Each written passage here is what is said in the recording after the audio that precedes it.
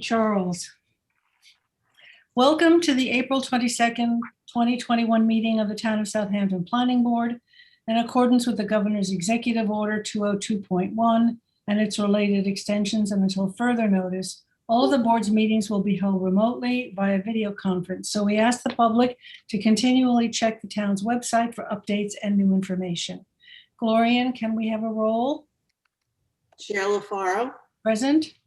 Vice Chair Finity, Present. the Secretary is here, Board Member Long, Present. Board Member Zuccarelli. You're muted, John. You're muted, He's here. but he's here. And Board Yeah. and Board Member Catalinato. Present. We are all here. We have a quorum. Thank you. Please join in for the Pledge of Allegiance. I pledge Pledge allegiance to the to the flag flag of the United States of America and to the republic for which it for which it stands, stands, one one nation, nation, under under God, God, indivisible, indivisible, with with liberty. liberty and and justice for all. Thank you. In the minutes, Florian, We have the minutes from February 11th, 21. may I have a motion for approve those minutes? By Motion. Robin and second by Dennis, all in favor? Aye. Opposed, abstention, 6 in favor. Okay, I'm going to close out the regular session and we're going to go into a work session. We have 2 items on the work session. Are the applicants here for those? Anthony, Yep, you have I Brooke? believe Kyle Collins and Carl Benincasa, I believe they're here for both work sessions, actually, so. I will let them in. Please come in. Charles, can you let I them will in? let them in. And Anthony, you'll give us a brief overview of this, okay? Yes.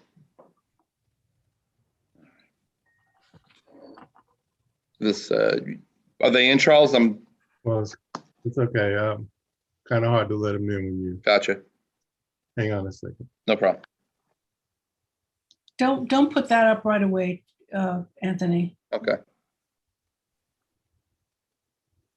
I need to find Carl Benincasa. Raise your hand, Carl. Where are you, Carl? We can move forward without Carl. Welcome, Kyle.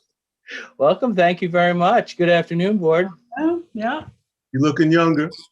So All right, you have let me two just give a items. little brief Overview. overview and then we'll let Kyle take it over. We have this on, this is a work session for the Burke application. We also have it on for completeness. It's a new application on Noyak Road. This is the Burke residence, is an old house that many of you might be familiar with, sitting in the back, Noyak Road here. It's a property that's in the Hamlet Commercial Zoning District. The applicant submitted a pre-application request to develop this property with 13 dwelling units. The applicant is proposing a density incentive plan. The density incentive plan that they're proposing is based on yield maps that were submitted by the applicant. They submitted one yield map showing 8 lots in the HC zoning district. Dwelling unit requires 10,000 square feet of lot area, so the density is based on 10,000 square feet. They provided a yield map, one with 8 lots and a park area down here near the residence. And then they also submitted a 9-lot plan, which doesn't have a park area. The reason why that was done is because if the planning board was to require an on-site park, then the park area would be removed from yield. If the planning board does not require an on-site park in this case, then the yield would be 9 lots because the park area would not need to be accounted for in the yield map. So in any case, the applicant submitted the 8-lot and 9-lot yield, assuming for a minute that there wasn't going to be a park required on site. They proposed a density incentive plan based on 9 lots which under 330-9 would give them 4 additional lots for a total of 13. In order to qualify for that, at least 40% of those additional 4 units, or 2 units in this case, would need to be for affordable housing. The applicant is also submitted a manor house plan. This is the preferred plan. Under the town's open space regulations, the planning board has the ability to design the subdivisions basically however they want, whether they want a single family or a mix of single family and multifamily. In the case here, the applicant's preferred plan is to take those 13 units, which again is based on the density incentive, and put them into 3 buildings on this property as opposed to 13 single-family homes, with 4 units in each of these 2 new buildings, which front on Berkshire Drive, and then to repurpose adaptive reuse of the existing residence for 5 units in there. So that's basically the just a general overview. The applicant did also submit some elevations, some conceptual elevations to give you a sense of what the manor houses would look like. The other thing that I just wanted to say was, if you recall, I had mentioned about the submission as a pre-application. If you recall, we did the Watermill Shops, Watermill Village Townhomes, which is a similar application. They initially submitted a pre-submission conference request. In this case, the applicant submitted an application for a pre-application. And I believe we're going to just, the end of the day, the result is going to be the same. Pre-submission conference report or pre-application report is going to identify the issues. So it really doesn't make a difference what we call it. But in this case, submitting it as a pre-application probably is a good thing, only because on a pre-submission conference, we don't make any referrals. We just simply have a hearing and then provide comments. In the case of a pre-application, we would do referrals to all the involved agencies, as well as having a public hearing in which the neighbors are notified by certified mail. So I think that in this case, doing it as a pre-application just simply gives a little more, I think, robust review with the referrals. So I'm okay with that. If the board has any questions or wants to, have questions for Kyle, I'll let Kyle, take it over from there. Good afternoon, Kyle Collins, KPC Planning Services, 116 Library Avenue, West Hampton Beach, here on behalf of the owner, 3310 Noyak Road, LLC. Thank you, Anthony, for a comprehensive overview of the application. The only thing I have to add, I think you did a great job explaining it, is some of the design concepts in terms of the preferred plan, as well as the board's ability to, in terms of clustering, having the ability to modify the zoning requirements or requirements of the subdivision, the density incentive, particularly because you're getting more lots than otherwise provided under 330-9. There are provisions under that section of the code similar to the cluster provision that grants that authority to the planning board to modify some of the requirements under the code. As it relates to the design, I'm sure many of you are familiar with this site. It's on the southeast corner of Berkshire Drive and Noyak Road, just to the west of, the little commercial hamlet center of Noyak. It currently has a long driveway with an older house. That house was built in the early 1900s. The proposal is to do an adaptive reuse of that and not demolish it. There is some thought potentially of landmarking the structure, but that hasn't been determined. But again, it is to do an adaptive reuse of that old historic structure. The driveway proposed is to be, or access to the three manor houses proposed or via the existing driveway, although there will be some upgrades required. We'll get those comments from the town engineer during this process. And to try to maintain that existing alley of pine trees that run along that driveway as well as surround the existing site. The architecture for the two manor houses, the new proposed, each of which will house 4 units, was selected, to try to be consistent with some of the architecture, not only on site, but architecture that is traditional to Southampton. These that Anthony has up here now, there's 2 different elevations, so they don't look exactly the same. In terms of front porch, use of materials, the roof lines are somewhat the same, but there was some interest to try to provide some variety in the 2 manor houses, so they don't look exactly the same. And the parking areas have been designed to break up, so we don't have a mass of parking on site. That's a brief rundown of the design concept. Actually, if you look at the photo in the upper left-hand corner, that is a 4-unit actual manor house, which very much looks like and was the precedent utilized and provided to the architect for designing these 2 manor houses. That actually exists, that's it. If board has any questions, I'd be happy to entertain them. Kyle, what size are the units within these?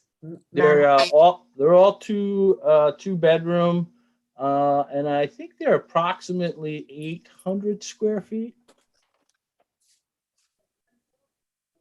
Kyle, the big issue I think that's going to surface here is the access to Noyak Road. Have you?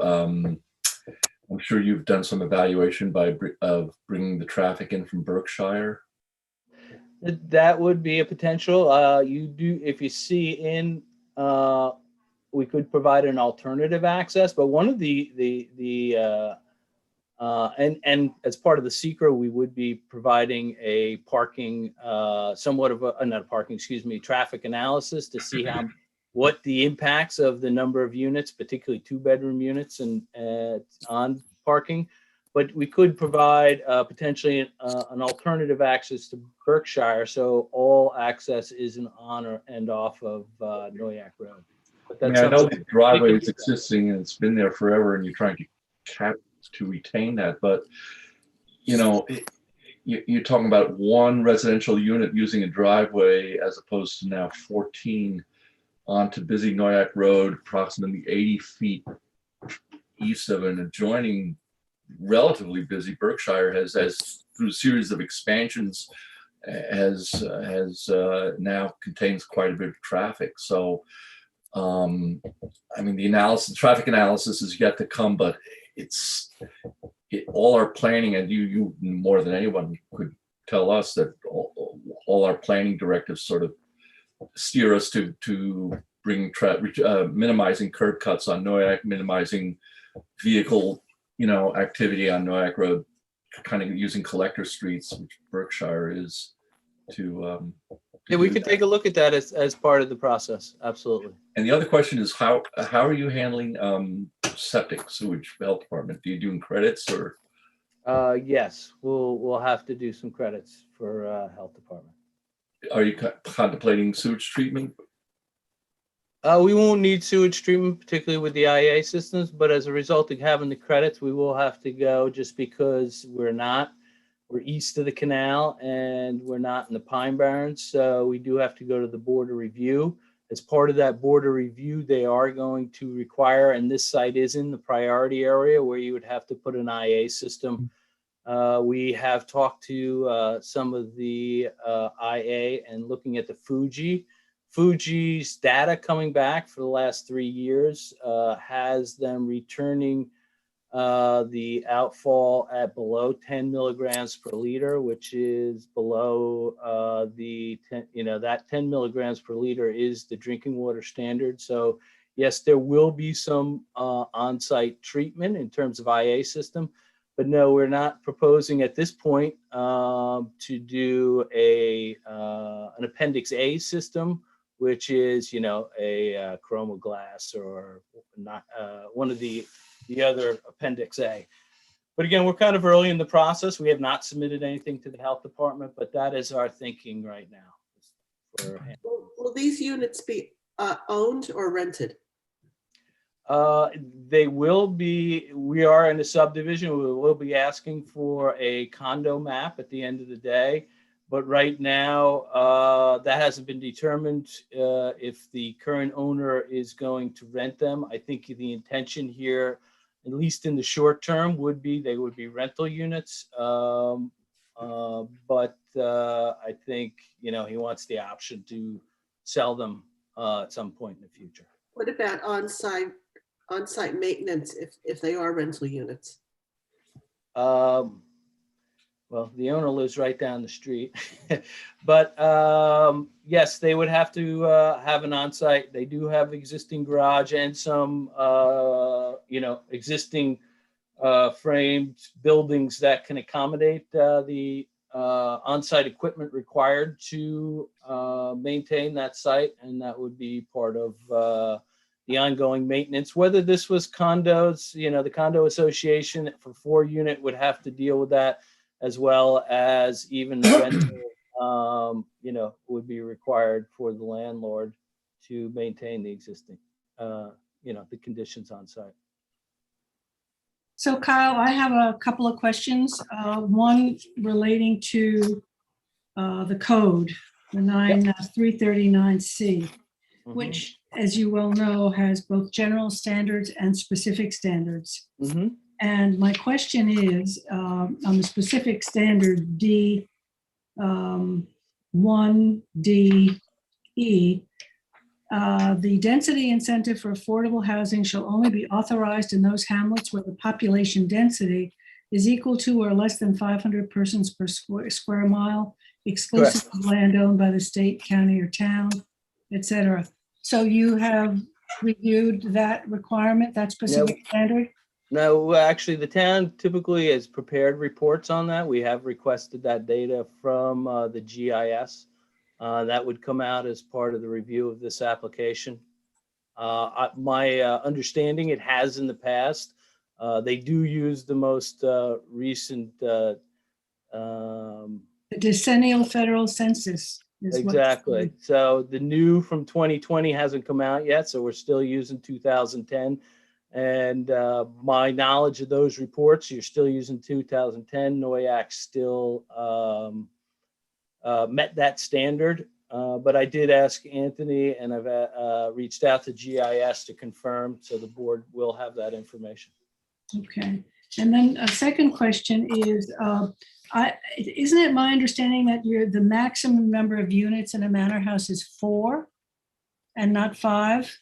That's correct. And that's why I did point out in section 330-9, it does provide for, similar to the open space provision, it allows this board, specifically when in this case, considering affordable housing, they have the ability to modify that.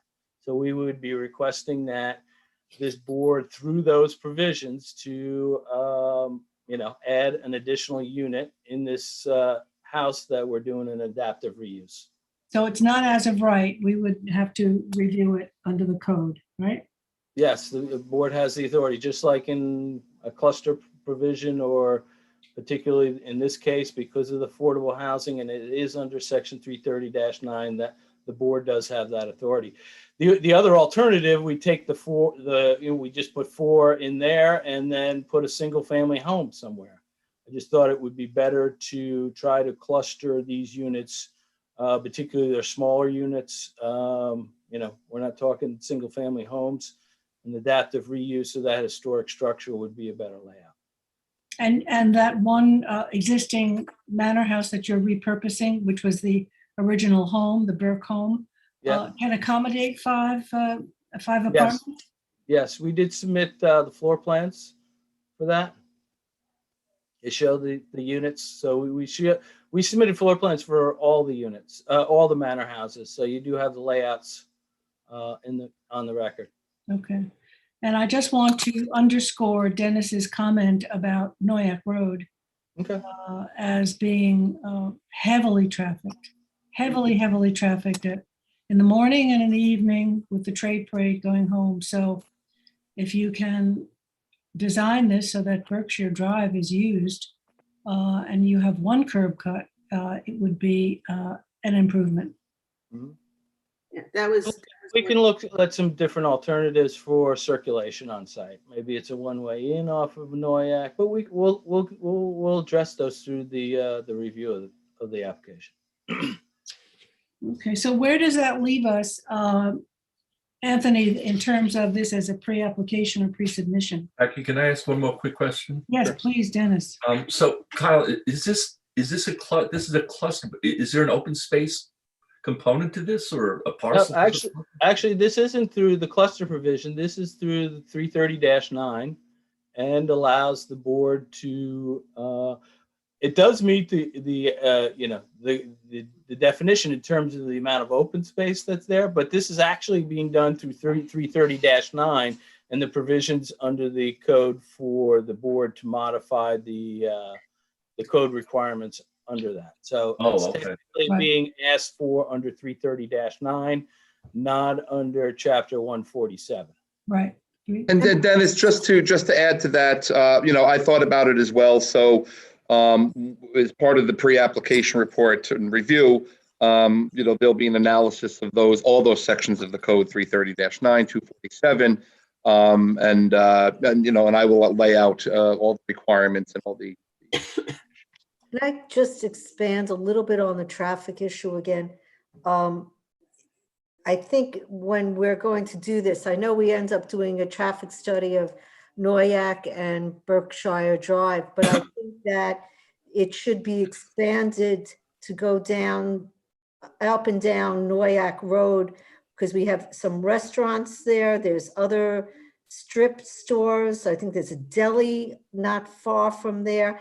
You have Berkshire, that little section. So I would suggest that you think about that. We're not going to be asking just for a traffic study of one intersection, but how this is going to impact what has been already congested and other intersections along the way. I mean, we had the Cromedy Romer's. Roller Market.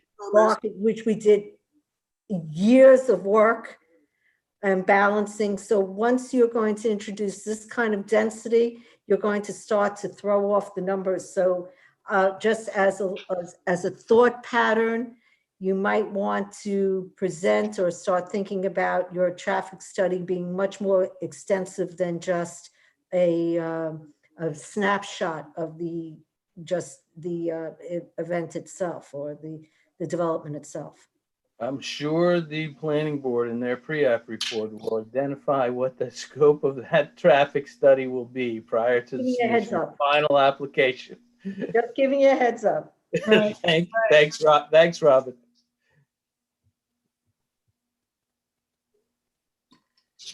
Anything else? Anybody else? Okay. So Kyle, you're representing the next application as well, right? Yes, I am. Let's see. North Sea Tavern. Tavern. You have any? Okay. I Is got there any called. action we have to do on this to close this part of the work session, or we're just We're going- still in the still work part of the session. work This session. is still part of the work session. we're just going to number 2 now. Yeah. Carl is in. Hi, I'm Anthony Trezza today. Hi, Claire. You can rename yourself. You get Carl in there. That's going to be back and forth, so I don't think it'll work. But I'm Claire Shea, just in case anybody's looking. So yeah, we have Trying to get Carl. We're on the second work session, the North Sea Tavern, and we're Okay. waiting for Carl. Yeah, I'm trying to get Carl him. is in. There he is. Okay. do you want to start, Kyle, or what? I'll defer to Well- Claire, how she'd like to handle it. Sure. I'll give you a little background on it. So I'm just going to try to pull up the plans. So, Sorry about that call. Well, just give us an overview by language first, Claire. sure. So there's North Sea Tavern. It's located in North Sea, on North Sea Road on the west side. It has two frontages on the road. It is a pre-existing non-conforming use on the property. So it consists of not only the tavern use or the restaurant / bar use, it also has a residence on the second floor. It is immediately adjacent to a car repair shop also, which is pre-existing. So the parking with this situation is pre-existing non-conforming. So an expansion of the use would require variances, but what the applicant is proposing at this time is an expansion in the outdoor area, but not an expansion of the occupancy of the interior or the exterior of the property. So that's their proposal. As I understand it, though, I did review the recently the GIS, and I have noted that they did receive a violation for expansion of a rear patio. So this may be as built, and they may be coming in for work done, but the applicant can address that during. Right. I mean, we've done site visits, and it's clear that you have the patio is existing. So I mean, if you can explain to us what it is that you would like to do, I mean, I drove by and I did not go onto the property itself, but clearly there were tables and chairs and it looked like telephone poles in pots, like pots you put plants in to hold string lights so that it could be used at night. I don't know whether any of this is actually permanent because I didn't go on the site itself. So actually, I just want to back up 1 second. So part of, and I don't know about the patio itself. So that is one question we'd have for the applicant. But I do know that this was the first application issued under the COVID provisions for outdoor space, to have outdoor space during COVID to allow that. So there is some aspect of that. I know they've received a permit from the fire marshal on that level. Whether the patio itself, though, has been expanded or not, we'd have the applicant address during the application. So, or this discussion. who's going, Carl or Kyle? I'll jump in. I can- Yeah, so Claire's correct. We, the owner did get a approval for the outdoor use, dining use in the parking lot as part of the COVID provisions, given, you know, the Do reduction you want me of to bring up a plan? Does anybody want to see a plan? indoor use. So this is the aerial. This is the existing, Kyle, is that correct? Hold on, let me see what you got there.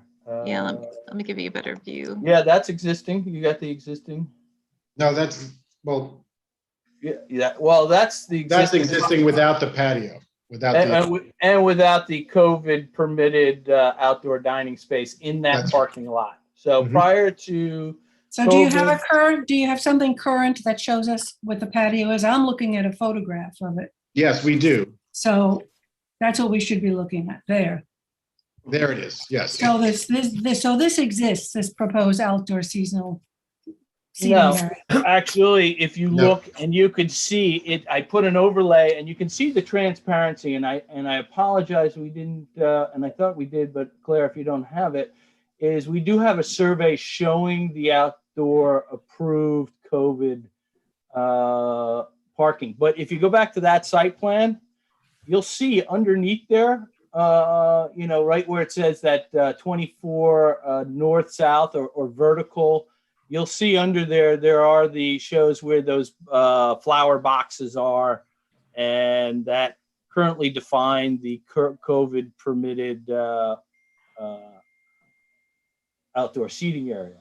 Now, Kyle, there is, Kyle, yeah, could you back up for me, please? sure. Forgetting about COVID, go pre-COVID. We Mhm. all remember back, okay? Yep. Because- This is pre-COVID, what you're looking at right now. Okay, what was allowed pre-COVID? What was legal pre-COVID? And what was being used pre-COVID? This was what's allowed. There's a CO from 1997. For the That is building. it's a Claire, pre, yeah, Claire, can you use and please show us where the building is and what areas were legal, please? This is the building. Right? This is the pre-existing parking that faces North Sea Road, and this is the pre-existing parking in the rear of the building. Okay, was there ever any rights to have outdoor dining pre-COVID? no. Was there outdoor dining pre-COVID? Maybe on the front patio. I would think in the seasonal, they had some on that front, there's a little Yes. front deck there. They had tables that I think they served. I don't know if they've gotten approvals or not, but they do, going back to, you asked what was legal. They do have a 1997 CO. It's a pre-existing use prior to 1977 CO. 1977, excuse me. And it was prior to 57, the building was built, so it's a pre-existing CO. The use is permitted. It's the structure that doesn't currently meet the accessory or the parking. So it's not a use issue. It is the parking and setbacks. Used to be a VB zone, but in the early 2000s, the town board rezoned it to HC. And as the board knows, there is a provision under 330-100A that grandfathers pre-existing uses in terms of parking, allows those uses to get grandfathered, those spaces that are non-compliant. Right now, we illustrate there's 11 conforming spaces on there, as shown on this plan, including one handicap space. Can you share it with the cursor, please? Sorry, what? Can you please show us with the cursor where the pre-existing It's is allowed? These are pre-existing, Okay, and then these 5 in the rear. and There's this, 11 spaces. So the existing occupancy is 92. and without outdoor dining pre-COVID. That's right, 92. And similar to other applications that this board has entertained, we're not proposing to change that. This is seasonal outdoor dining. Any seats that are going to be outside will be removed from inside, so the CO will not, the occupancy will not exceed the 92 as legally permitted today. But just to run through the parking calculations right now, they're under 92, and they're based on the requirements for a restaurant. It's, one space per 3 persons rated occupancy. That would be 31 based on the plus 1 per employee for 6 for a total of 37. And then plus there is the apartment, as Claire mentioned, under the CO requires 2. So there's a total of 39 spaces required. There's 11 provided, so the site enjoys the grandfathering of 28 spaces. Now, as a result of this proposal, as I mentioned before, there is no proposal to increase that occupancy, so there's no increase in parking demand. For the seasonal, the outdoor seating, those seats that would be outside would be removed from inside. Now, can you show us where the seats for outside would be? Would be, yes, Claire, if you could go to the next site plan. See, there's in the rear there, the dark gray area, and actually reduces the size of the COVID outdoor seating because we still have to accommodate the 5 spaces that are in the back there. So in order to do that, we had to reconfigure the parking, widen it, because right now you can't get the required 24-foot backup aisle associated with the existing. So the proposal would be to reconfigure the parking rear lot to still maintain the 5 spaces plus the handicap and expand that. There's a concrete sidewalk there now, which is oversized. Currently, there's no outdoor seating. There wasn't there before. Now, correct, there was an outdoor patio that was installed as part of this, and it does not meet the setbacks. The proposal is to have that portion that does not meet the setbacks removed. Could you please show that section? Right there, it's cross-hatched, and Sure. then if you see, there's a line that goes in there and says patio to be removed. And Is in the it- front, is there still any seating in the front on North Sea Road? Yes, I think that, again, they do have seasonal, and again, there's no, the request here is to formally make these improvements in the back, but yes, they still have those seasonal outdoor seating, which again, are not added. They simply move indoor seats to the outdoor. But you do need something for that, am I correct? That has to be as work performed, or is that going to be legalized with the rest of this? Well, no, that outdoor area has always been there. The only thing that's been added, would be the outdoor porch that's there, that surrounds the outside of the building.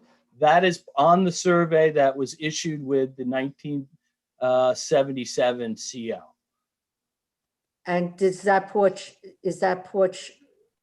capable of, is that where you were doing the, I understand the porch might have been there, but was it's constructed and it is now part of the restaurant for outdoor seating on that porch?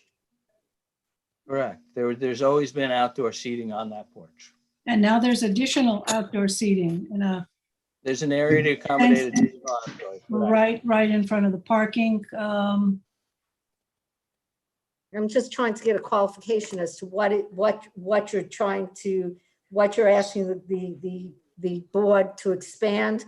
What's an expansion and what is just a non-conforming use that you're trying to say has been used long enough for it to be now under the C of O? Well, the use isn't non-conforming. The setbacks. Use, it's Yeah, the setbacks And the parking. and the parking.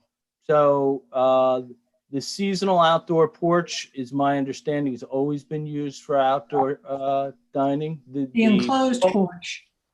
What about No, It's not enclosed. outdoor? What about the front outdoor seating? So yeah, if I could, the front outdoor porch that says sidewalk on it, next to the 6 spaces, that's always been used for outdoor seating. In the rear parking lot, that proposed area, that area now is being used pursuant to the COVID approvals, but we're here proposing a permanent site plan. Can I ask you what the violation is for? construction of the patio without a permit. The back patio? The back patio. The yes. back patio, and the portion that's non-conforming will be removed, and we're here to formalize an outdoor seasonal seating area in a conforming location. And as well, the vestibule in the front is an addition. Well, that's what I'm asking, is that, This part right here. That's not going to be used for any seating or anything like that. It's a covered entryway. That's all it is. and do you have to do anything for that seating for that? Or just get relief from the setbacks?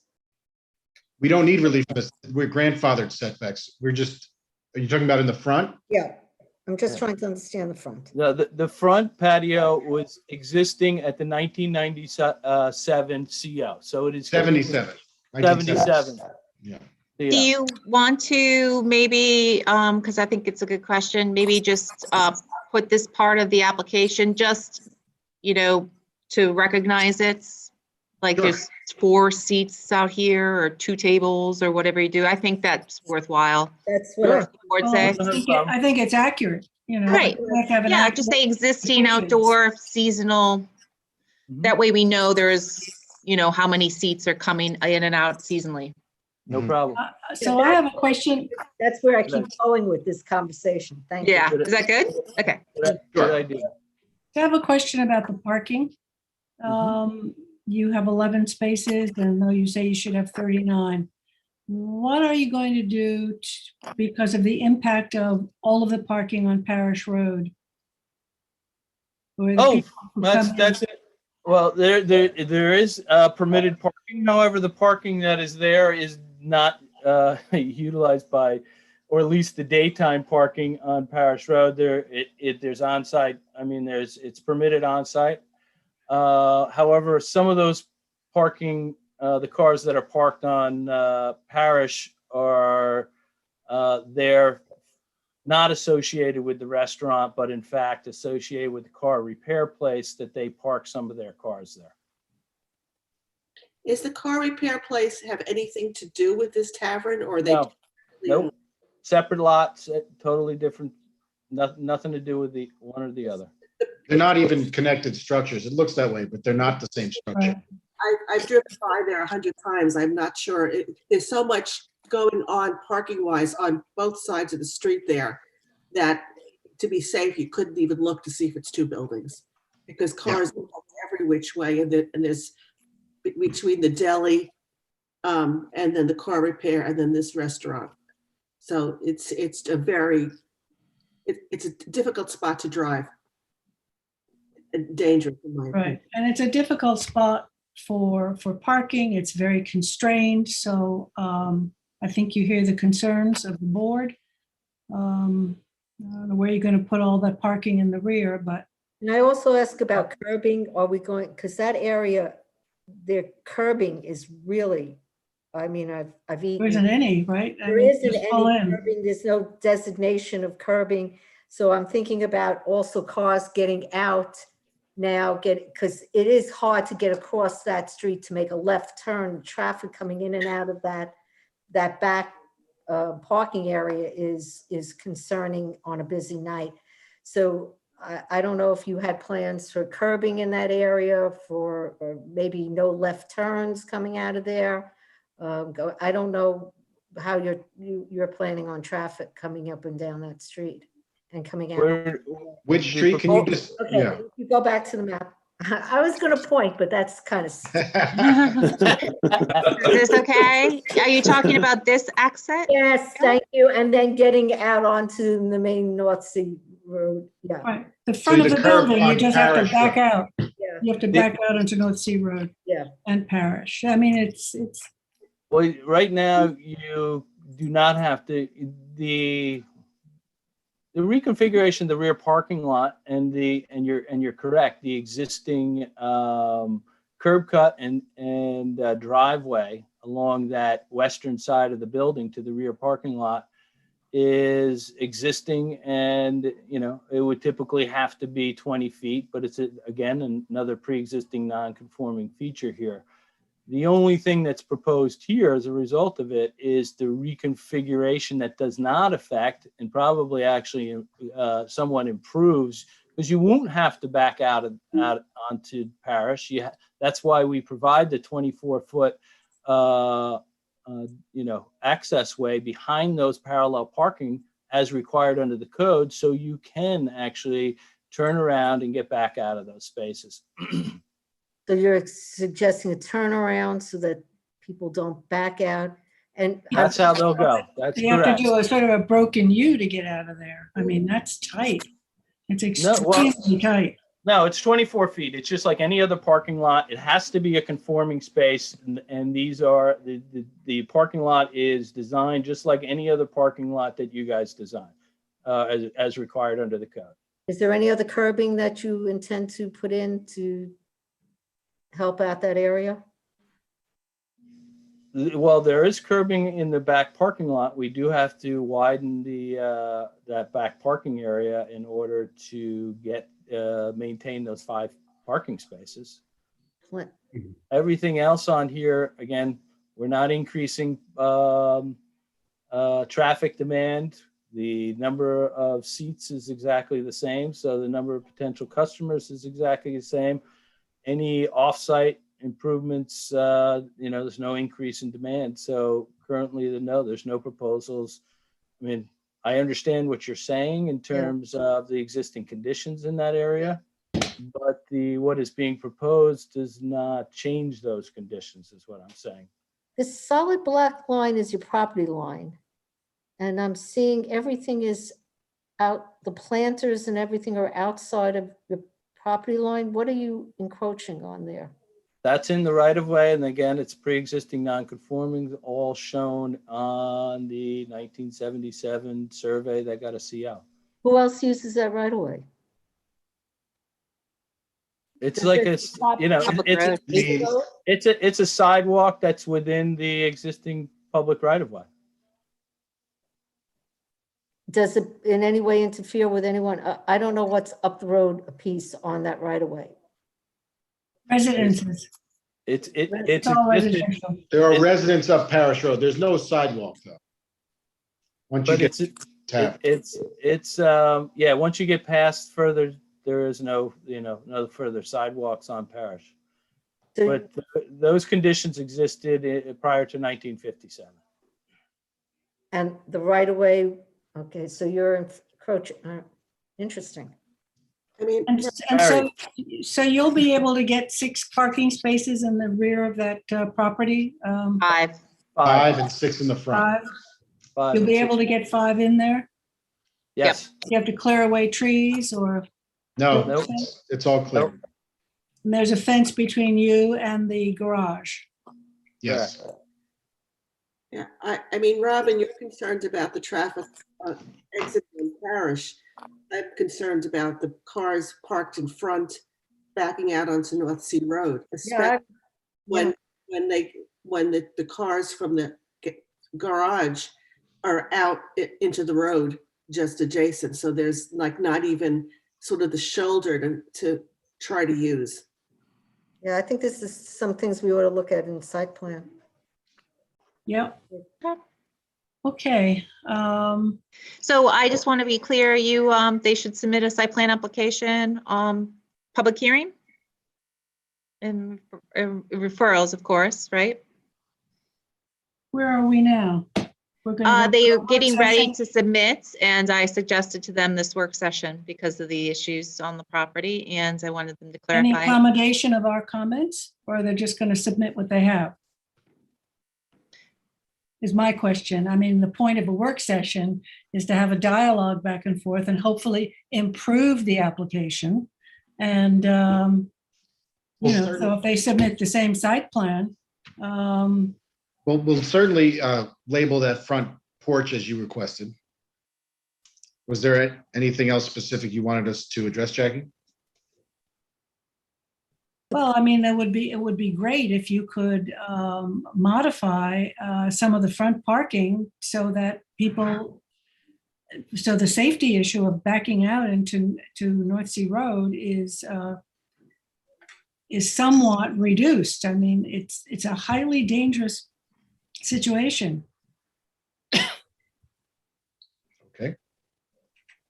And indicate, Kyle said that there was permitted parking on Parsons there, Parish. I didn't see, I saw a lot of cars parked there, but that's permitted? Yes, They're there's no permitted. restriction. There's no restrictions for parking. By the town? Nope. I'd also like to see the COVID outdoor seating document that they got obviously from the town, right? Oh, right, there's a fire marshal permit. There's a fire marshal permit that's issued. They can provide it. Okay, And we can provide the survey of current circumstances, so you can see how it currently exists with the COVID. That would be good. And we're looking to clean up that road on Parish, the property. So I don't know whether we need more curbing or you need something, but I've been there. I've also gone there and it's very undistinguished. well, also you picked up the fact that there are items in the right of way, Yeah, butters and what have you, and pre-existing or not. I mean, you can make the argument that it's pre-existing, but aren't we supposed to try to improve on pre-existing non-conforming situations? It is a difficult situation. I agree, it's a difficult situation because you know that's a public safety issue backing into the road. However, and they can speak for themselves, but it's a pre-existing condition that they would be losing 6 parking spaces if they eliminated it, right? Well, maybe they can reconfigure the front parking. I don't know. It's just, we're happy to address that. I'll speak with our client, and I'm sure if there's a way to do it, we'll do it. Absolutely. Thank you, Carl. From a business standpoint, I'm sure a lot of people, myself included, wouldn't go there, even if it had the best food in the world at the best price, because I didn't want to back out onto North Sea Road. Mm-hmm. I mean, there's very distinct signage, parking only for the patrons of the tavern, but so. Just so you know, I just want to make sure that there is a substantial distance between, and I totally agree with you in terms of, is this intersection optimal? Absolutely not. But from those parking spaces in the front do not back into the travel lane of North Sea Road. From and you can see it, it's one of the old roads where the actual travel lanes are concrete. And the actual distance from there to the actual travel lane, let's see, I can do it approximately on my GIS here, Do you want to see it on the aerial? Yes, please.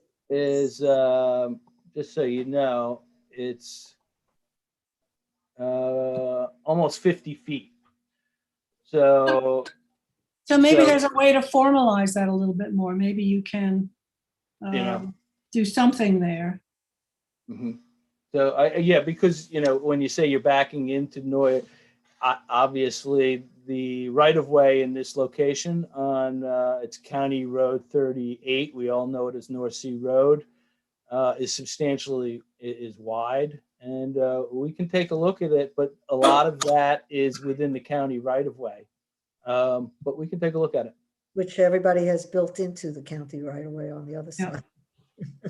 Okay, so site plan with, I'm just hearing public hearing or no public hearing. I just want to be clear on that. Public hearing. Okay, Yes, they need to have a Sounds good. public hearing. okay. Great, thank you so much. Okay, thank you, Carl and Kyle. Thank you. Bye-bye. See you. Have a great day. So closing out the work session, and we're going into the afternoon session. We're going to do the number 3, the Hammett Business District, the Quebeski. Claire, I hear you put something else on. You moved something, but that's going to come after this. I did? Oh, no. What are we requesting is, Michelangelo. yes, we're requesting Michelangelo to go first because of timing for him. Before this. Before this, if that's Okay. okay. I didn't put anything else on the agenda. Okay, just let me know the next time. Michelangelo, you're on, and that is item, we're looking at your referrals, right? The town, This is regarding a secret coordination for a change of zone Number 20? application. number 20, concern for independent living. Correct. So let me share my screen. Okay. All righty. So as I said, I'm here today regarding a secret coordination for a change of zone application at 130 Sabonic Road in Tuckahoe. The town board is currently contemplating a 2-lot subdivision on 9.48 acres for a affordable housing development that would be 5 acres which I'll get to in a second, actually. Let's just take a quick look at the property. So if you see in the north side of the property, on the south side of County Road 39, we have the church 1-story building. On the back side of that, we have a wooded lot. So the applicant is proposing a subdivision and a change of zone application for 60 units, 5 2-story residential apartment buildings, 2 of which are comprised of 14 units, 1 building with 12 units, and 2 buildings with 10 apartments, for a total of 60 units with a STP and a community center.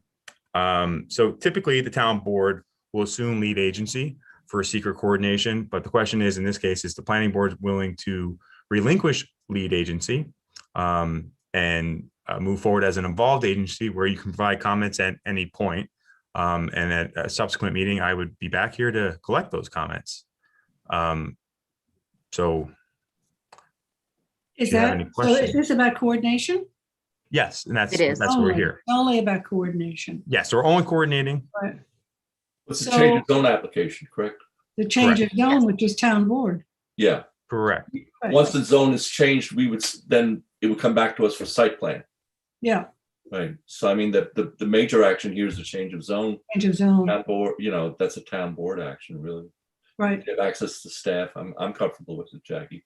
yeah, Just remember what happens when we're not lead agency and we're just concerned agency in terms of input. We've had this discussion many times about lead agency and concern agency and some other projects where there was questions whether we were a concerned agency or the lead agency. right. But this is about change of zone. We I know. don't have the authority to do change of zone. That's Yeah, I know. the town board. This But is gonna when be a political. But once they change it, we could be lead agency. No, we're not. Well, you'll still be an involved agency and your comments will be taken under consideration and You will be an involved agency, Yeah. yes. Only involved. You'll get it during the process, if there's a DEIS, you'll get that. You'll be able to do your own finding statements based Yeah, but upon we'll be facts. limited, but we're limited to what the parameters in the town board. We've That's, been through this, been down this road. that's why I brought it up. I'm glad you did. I just, again, when it comes back to us for site plan, it comes back to us as site plan as we are an involved agency and not lead agency. I just wanted to clarify that because It's not going to come back to you at site plan. Your next time you see this is the referral. Right. Is you're going to see it during the secret process. Yeah, You're going to get I a know. copy of the draft. If there's a DEIS, you'll get a copy of that. You'll get a copy of the draft scope. At any time, you can provide comments during the environmental review. Right. Comments, but There'll be a comments. full traffic report on this project. You'll get a copy of that. But we're not going to define the scoping on it, correct? You Because that will would be an involved agent. If there's a scope, you're an involved agency and you will see the draft scope and you can provide comments for that. Planning staff will be doing this work, Michael, I will be involved with it. Janice is involved in it, but you will get a copy of the draft scope if there's a draft scoping document. Madam Chair, I'm just bringing this up because. Yeah, no, I hear you, Robin. I hear you. We were so misled on an application where really our hands were tied to deal with only the information that the town board had put forth. And I think we don't necessarily want that here. If we go through the Mike, effort. could you stop sharing the screen? I'm just, Sure. yeah, and then I think we just poll the board. Would you like to relinquish lead I'll agency or? I'll poll the board, Claire. Yeah. Okay? Yep. If that's where we're at, okay? I'm not going to poll. I would like to understand. Right, exactly. We don't have to Before you poll go anything. poll the board, I just want to understand that in relinquishing this and now just being an involved agency, if the town board does not scope in a manner, if they don't scope as sufficiently as we wish to scope, or if we will be able to do our own FEIS or DEIS. I'm just trying to understand what we're giving up because I've been confused or feeling confused or misled. I don't want to say that, misled or whatever, but maybe it's my own fault. I'm not understanding that when I give this up, what exactly I am giving up. And I just would like from planning or whoever, a little bit more understanding of what I'm losing here. Robin, you're not giving anything up. You're being asked, do you want lead agency? Okay, well The then, town board action, they're the lead agency now. Do you want it? well, that's what I want to make a determination. If we do not take it, or I do not recommend taking it, what am I giving up? What am I? Well, Or if we do the take- better question is, why would you want lead agency for a change of zone application? You're not empowered to change the zone. I understand that, but this is for the purposes of SECRA. And Yes. sometimes we have done exceptional work, and our planning department working with us has done exceptional work on taking lead agency on SECRA. The town board has, And Dennis, I'm just bringing Sorry. it up for discussion. There was an issue on another project where we were not lead agency, and the town board was lead agency, and we were jammed with some of the information and some of the constraints. So before I am willing, I just would like to understand a little better, not having lead agency, okay, or not asking for lead agency, however you put it, Dennis, what I am giving up. Let me Remember, ask, the town board has the same access, the same staff will be preparing the same reports to the planning board or the town board. Remember, change of zones involve much more than just the minutia of planning, parking, lighting, and there are large scale political implications when you contemplate zone changes. And I understand, but the secret is secret. As an involved agency, Robin, if you did relinquish and allow the town board to be lead agency, you still have the opportunity to comment on the DEIS, on the FEIS, and then ultimately, when it's your action, you create your own finding statement. But you have different roles because you're looking at different things. And I don't know if that helps, but. I mean, I'm glad we're talking about it because the finding statement, we can't then bring up a whole set of different findings. I mean, we are limited to the findings within the town board. So there are parameters. But you're participating in the DEIS and the FEIS, and those are what make up your findings. Do we also participate in the scoping? Yes. Yes, they'll get a copy of the draft Yes. scope and you can provide your comments. And as we all know, we meet every 2 weeks. They'll have 60 days to do their document and you can provide your comments during An the involved process. agency is not meant to be a simple bystander. You're meant to be involved and to participate. And you can do that as much as you prefer to. Am I correct, though, that we can make recommendations, but it would be the town board's decision as to whether or not they would include our recommendations? Yes, but Yes. I feel like typically we do include those recommendations. absolutely. The planners are going to recommend those, Yeah. your comments are going to go They're not into ignored. Right. the You- scoping documents. The You have reality, 100%. DEISs the where they have reality- DEIS has to list out, as does an FEIS, the comments that were received. So it would say on such and such a date, the planning board comments were, this. That's part of the document. It's a comprehensive document, and you've done them as lead agency, but just because you aren't lead agency doesn't mean that you're not participating in that process, as is the health department, as is any other agency.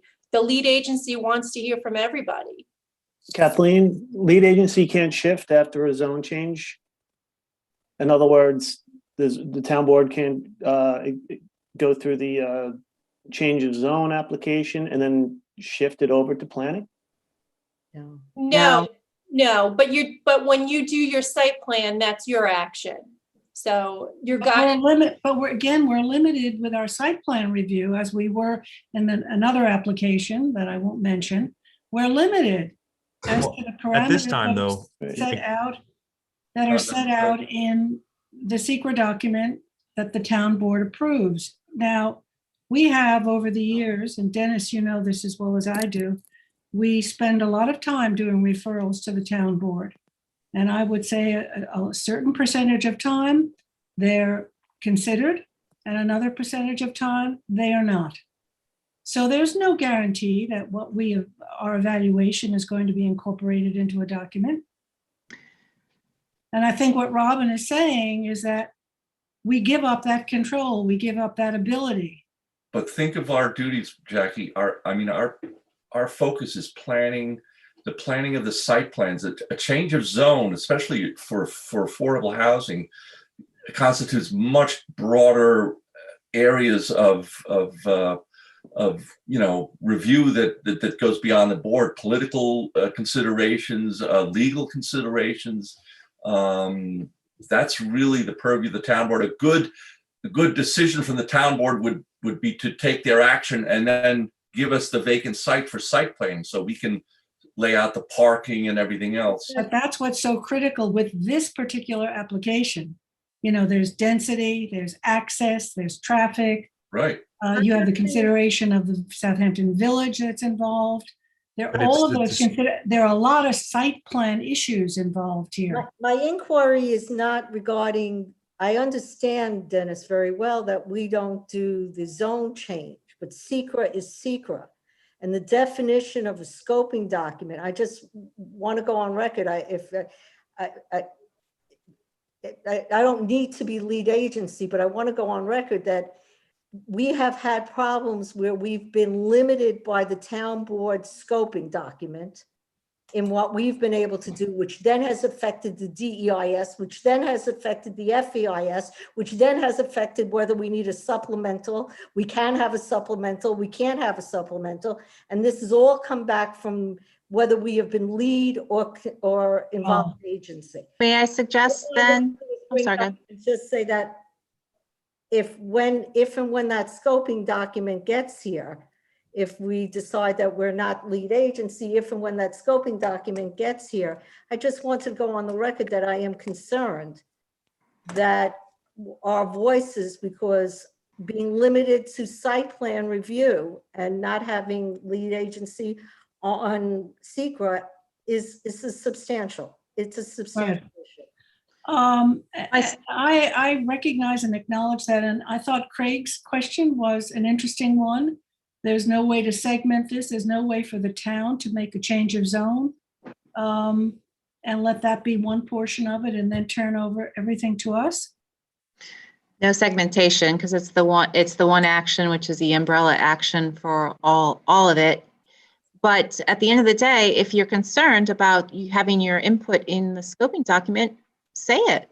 Say, we relinquish lead agency, knowing the town board is, and we'd like it to give you notice at this time. We'd like to comment on the scoping document if there is one.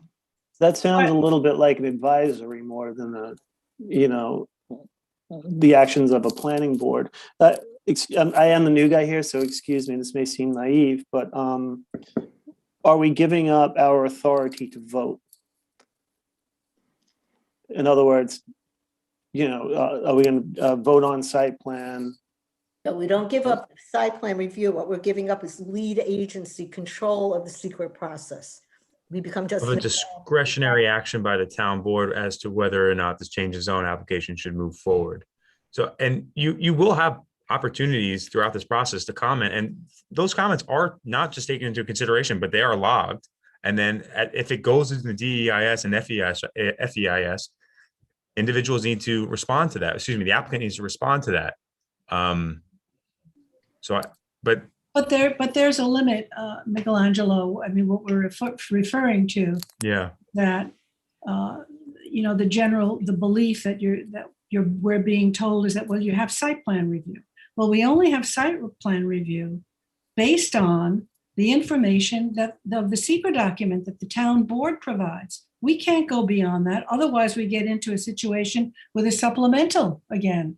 No. So when you make a comment, say you thought the traffic was insufficient with the DEIS, when you make a comment on that, they're going to have to address that. And you say they didn't do the summer counts, they're going to have to address that in their FEIS. And then if the town board approves it and you have that information, you can make a findings statement that said that was not addressed. We're going to make sure that that is addressed. And You can make a findings statement related to that. How do you do that? With a supplemental? What's the mechanism? It's going to be, that's how you do it. That they will have to address it. And they can't just simply say, this is not to be addressed. They have to put the facts in there. They'll have to put your summer counts in there on the FEIS. Jackie, from my understanding is that we can do our own FEIS. Finding statement. Yeah, finding statement. Thank you, Claire. I got to watch my terminology. Thank you for correcting that. We can do our own finding statement on any project when you're an involved agency. An involved agency is allowed to do its own finding statement. I don't think we've done it, but we can do it. All I would like is to make sure that we get involved in the scoping, because we've gotten in trouble on a couple of projects where the scoping document was not extensive enough to even start the basis of the FEIS and going forward, the DEIS and the FEIS. So if we are assured that we are going to have a serious look or involvement in that scoping document, or that there is a scoping document, I'm assuming there has to be for secra, Mhm. I feel more comfortable. I just wanted it to go on the record that we are not going to just be an involved rubber stamp to this, and that I just wanted the board to discuss, openly discuss what it means not being the lead agency. That's all. If I go back in my historical memory, the only time there was a dispute within this town of lead agencies was regarding that, that's the commercial strip where the Crust Pizza is and the along the North Highway.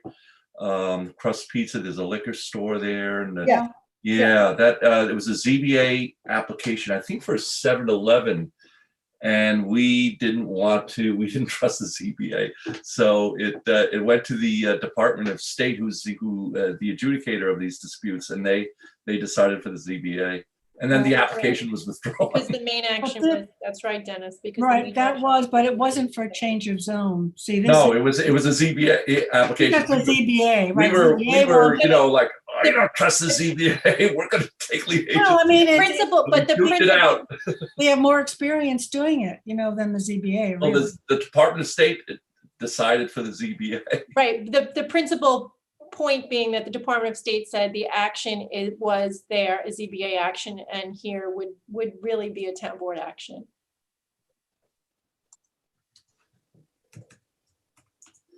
So how do we want to I just, proceed? I- Are we polling the board or?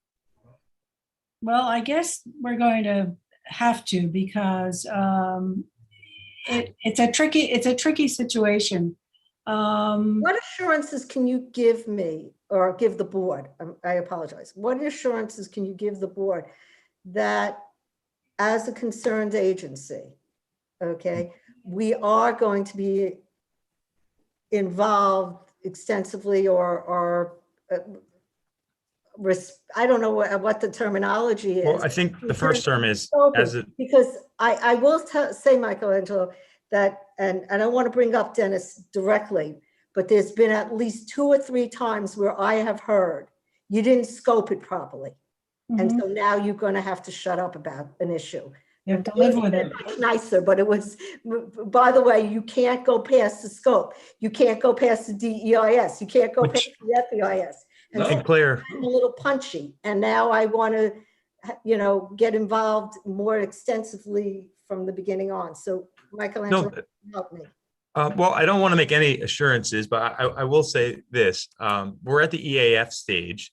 So we're in secra. We've received the part 1 where they've given us the description of the project, and you've had that link. It was provided to you, I believe, last week, where you look at the concept plan. And at this point, you can begin giving comments as an involved agency. Again, of course, Claire, please correct me if I'm wrong. And those comments I will be back again to collect at a later date when I'm officially, I guess, referred to you by the town board. And then if it goes into the DEIS route and it's POS versus negative a negative declaration, all your comments will be taken into consideration. And when I look at other determinations by, let's say, for Sandy Hollow or Spionk, I can see language in there that is referring to planning board recommendations and Those 2 projects, but have they done a scope? So, excuse me, Michelangelo, have they scoped yet, or are they No. scoped? no. So it's Is it- when will the scoping document be done? No determination's been made yet. First, you have to establish lead agency, and then once established, they have 21 days to determine a secret determination. Okay, it's not been in front of this board for any kind of discussion. You sent us a Correct. lot of information, Correct. many documents. There was a lot of reading involved, but we've had no discussion of it in the agenda here. No, correct. So- And that's that part of the process that we're in. So we've received the first part of the EAF. We're reviewing it. We are now sending it out to other agencies such as yourself. You are all supposed to be looking at it, getting acquainted with the project.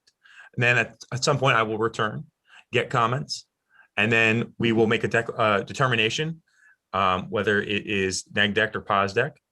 And then the process continues.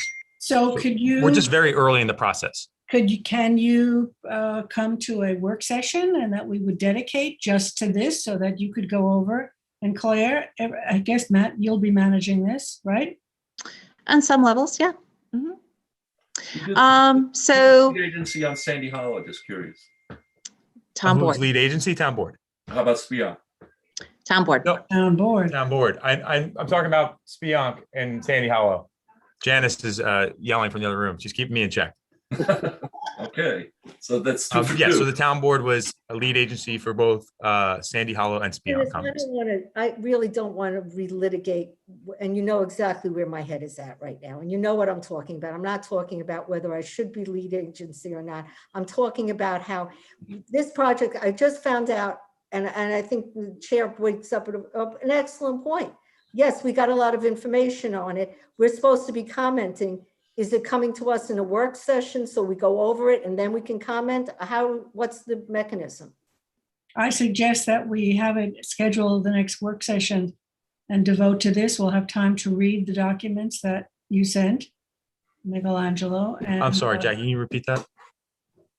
that we devote the next work session to this project so that you can come and explain the project to us. We'll have time to read all the documents. I think this could be expedited to some degree if I brought Janice in right now, if you would like to speak with her briefly. Well, She's ready. She's just pretend we're in a formal set situation where she's sitting next to me. Janice, go right ahead. hi, Janice. Hi, good afternoon. How you guys doing?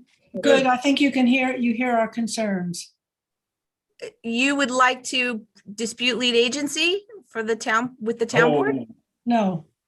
The question is, the role of being an involved agency in a project like this, where we then get the information through the town board, limits our job. And Robin is saying, we have to be involved in the scope, the beginning stages. We've had experience with this in the past where as an involved agency, we are limited to what we can change and what we can't change. We don't want to go through that again. We don't want to go through supplemental. We don't want to do any of that. And so when we're in an involved agency role, that can happen. And we are just a bit gun shy about it. Well, right now, the only thing they're asking you is whether, the process of SECRA is to coordinate lead agency. A lead agency must be established. The town board is a discretionary action of a zone change. They, as lead agency, could, approve, deny the zone change. The only action right now, I hear your concerns, but the only question right now is whether or not you're going to say to the town board, we should be lead agency on your discretionary zone change action, which doesn't really translate well. So I'm not sure that, so you are an involved agency. You could say, we are okay with the town, we don't want to be lead agency, but X, Y, and Z. We want to be involved in the process. We want to be involved in the scope of your concerns and before you make a determination of significance, excuse me. So you can do that if you want to, you can say that. Okay, well, we didn't realize we could modify. We've been being told here, yes or no. You are? Well, you are, or you aren't, but either way, you're still an involved agency. Either you're a lead agency or you're an involved agency. Well, we As an can't be a involved lead. agency, you would like to still be heard on their determination of significance and their actions. Now, you would be bound by if they pause deck or neg deck that, Yes. you're bound by it. That's So right. just make sure, no mistake about that. That's what our issue And is. we were just told that we're supposed to be coming up with comments on the information that has been submitted to us. But we'd like to, what is the mechanism? Are you going to bring that to us in a work session so that we Sure. can determine, sure. So, the way it works, how it works when you're lead agency, you collect all kinds of comments from everyone in order to determine the SECRA, right? So it's the same way as the town board does. They would be required. Now, there's two different ways this can go as a lead agency, as you know. They could either say it's got a significant environmental impact and requires an EIS, or it does not. So one way or the other, then that determines how that process is going to work. So either way, they have to determine significance after the lead agency is identified. And so what I'm hearing from you is that you would like to weigh in on that also, and be able to provide comments on the content and site plan of this proposal. Yes. You can do that as an involved agency, and we'll be sure to make the board aware that you want to comment at the earliest possible time and coordinate. Because if you didn't, let's just say, for example, you didn't like the access, or you didn't want this over here or that over there as the planning board, and you already know, and it requires a subdivision, by the way, also. So these things are within your purview. So of course, it's very important for you to weigh in. Thank you, Janice. That was my concern. I want to know if we're not lead agency, when are we getting involved? How heavily can we get involved? And we want to make sure that our voices are heard on this, because we've had this problem before where we've been told later on in the process, well, you weren't lead agency. You didn't scope it properly. It wasn't wide enough scoping. That wasn't brought up in the GEIS. That wasn't brought up in we were told you can't now change things. Right. That's true. That's true. Right. So you would like, so in this today, you're being asked, do you want to be lead agency? Your choices are, yes, we want to be lead agency. I don't know how that's going to go with the town board, but you could always say that. The second choice is, we understand your lead agency, but as us being involved agency, we want to weigh in on the determination of significance. We want to have some comment and content on how this is going to go. You know, you can qualify your relinquishment of lead agency. Okay. Well, we were never, thank you very, I'm glad you jumped in. Sorry. No, I mean, right, Kathleen, I don't see any harm in them making comments in addition to the, Of course, I would expect them to want to make comments, and they're always welcome. We could. Okay. Okay. All right. So the thing to do then is to schedule the next work session with maybe you and Michelangelo presenting the project to us, and so that we're at least educated. There are a lot of documents that came through, a lot of reading. Yeah. It's it's a large project. It's 60 units. And I have no objection personally to the town board having lead agencies with the provisos that you just listed, with our concerns being listed. Right. Because it is the town board that can only change its own. We can't. Correct. They only that government body can do it, is my understanding. Correct. Is that correct, Janice? Yeah. So I mean, you could say no objection with the proviso that this involves a subdivision, this involves a site plan, this involves impacts that we want to weigh in on as an involved agency. So we want to give you comments before you make a determination of significance. Yes. That would be your resolution right now. And then we'll come back and have a work session, et cetera. Of course, I wouldn't want you to think that you cannot try to assume lead agency. You could. I just, don't know that you should, but I don't want you to think that you cannot. It's just a matter of, then you get in this lead agency dispute where it's probably better to just say, look, this involves a subdivision. This is a site plan. We want to weigh in. You could be lead agency, but please take our testimony at the earliest possible time. Thank you, Janice. That's exactly what thank you. Yes. So we'll write that as a resolution. If you would vote on it now, that would be great. Okay, so all in favor of that resolution? Well, you need a motion and a second, right? I need a motion. Motion by Robin, second by Craig. All in favor? Okay. I opposed, so there's 6 in favor. Great. Thank you very much. Thanks for your time. Thank you, Janice, for the clarification and for the help. So we'll put that on the work session. Michelangelo, you're on in 2 weeks as a work session. Sounds good. We'll see you then. Thank you, guys, and I'm glad I brought in the big guns. Okay. Yeah, me too. Me too. All right, so we're going back to Hampton Bays Airport report that Claire sent out yesterday or today, I think, right? Yesterday.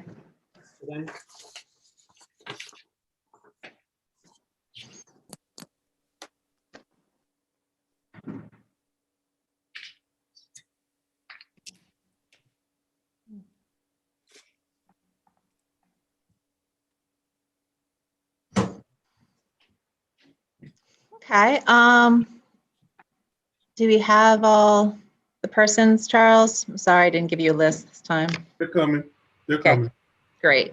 If you don't mind, do you want me to start going through this? We've reviewed this several times at several meetings with the traffic that was great inputs. Do you want me just to start, Jackie? You feel comfortable with that? Sure. Okay.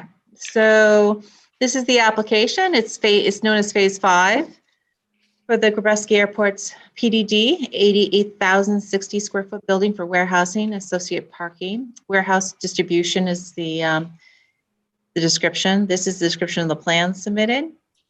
This is the description of the site property. And this is the background with regard to SECRA and the approvals for the buildings that are on the property now, which are 3 buildings. They total 190,000 square feet. Manufacturing, warehousing, industrial, office, and showroom uses. I've requested a list of the existing tenants in the existing buildings just to verify because they're very specific into the uses for the sites.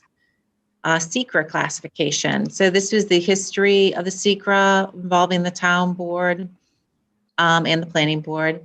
And then the planning board received the updated traffic analysis. And I just give the dates about the meetings that you all went through with the feedback from Ray Tobias, the modifications to the traffic plan that was finally accepted on and revised January 27th, 2021. And then the planning board at their March 11th meeting confirmed that all the information is consistent with the SECRA that was previously done and concluded no further environmental review. These are the resultant conditions that were adopted part of that March 11th resolution. The board had looked at this a couple of times.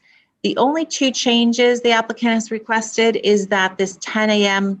to 11 a.m. is going to be, they have requested 9:30 to 11:30 in this case. And they also requested that the 40 off-street site stored vehicles will be 47. So I've put that additional language here in the report.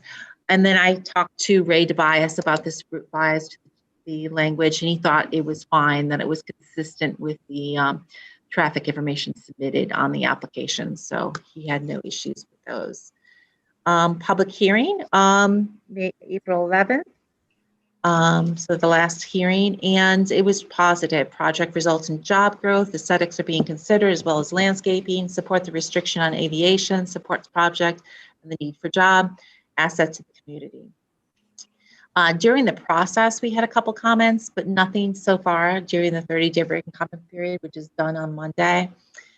So this was, the board had actually addressed during the process, cumulative impacts of Amazon and the 52-unit housing in the village. I'll put that in there. Impacted traffic in the area, impacted the sewer of the housing development, request condition of approval prohibiting air cargo transports, which is mentioned above in this conditions, and concerned air cargo will be permitted by the county in the future. I think also what's missing from that is the consideration of BOCES. Well, that's part of the, that is part of your future review, right? Yeah, but it doesn't say BOCES specifically. Yes, it does. Any impacts to the BOCES in operation. Okay. Number 6. But that wasn't, but that comment was made as a comment, so in order to tie it together. Oh, there was a comment in that thing. Okay, I'll double check, but I'll put that in there, no problem. And if there's anyone else that needs to come in, can you just raise your hand? Thanks, Charles. Thank you, Kristen. So the town engineer, okay, go ahead. Sorry. No, it's okay. The town engineer has reviewed the plans several times, and they've been updated, and his comments have been concluded. He recommends approval, subject to the fee and the meeting ahead of time. The fire marshal has submitted plans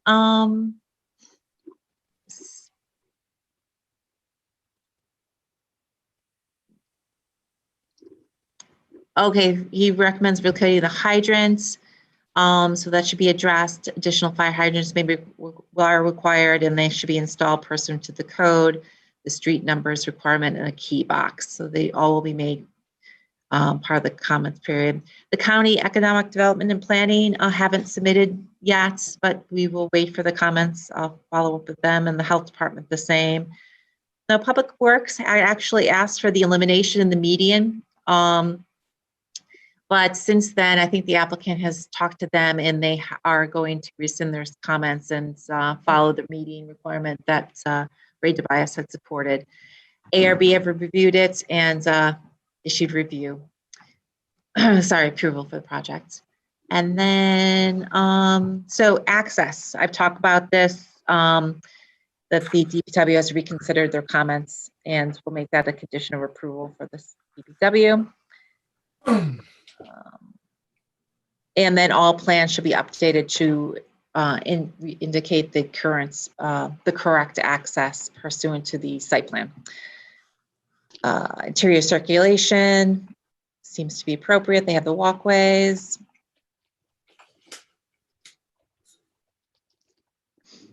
This is the parking. This seems to be appropriate. The sidewalks, landscaping, appropriate. Town engineer comments to be addressed. There's a lot to the code, so sorry I have to write this, but I'm skipping. That's where all of these items come under, the compliance. Yep. The 331 elements, okay. Yep.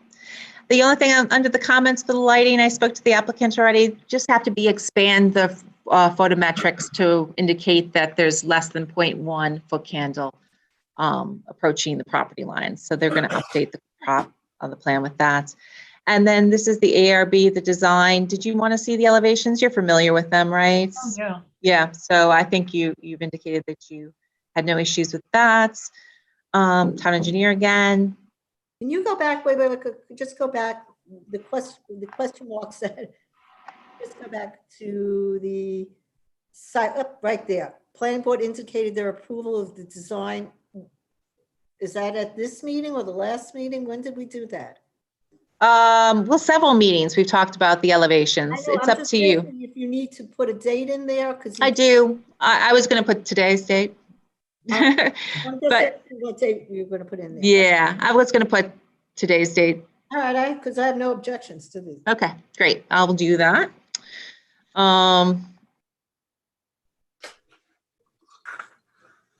And architecture, same thing. Okay. And the dumpsters have to be shown. I think they show them in the vicinity of where the tractor trailers are going. So, but any additional dumpsters have to conform to the code. Oh, the only comment I had under signage is that the elevations actually indicate wording is tenant logo, and it's supposed to be a sign. Whether it's a logo or not, could be a logo, but I just want it to be that you're not automatically approving a logo for that location. So I just want them to change that comments. And also I just put a little comments here. We had talked about this as part of the record, that no idling signs all over the property, definitely in the where the trucks are lining up. So we'll identify, I'll go with the applicant and identify some locations that you'll take a look at for the next meeting. So I've shared this with the applicant also. I'm not quite sure if they had any comments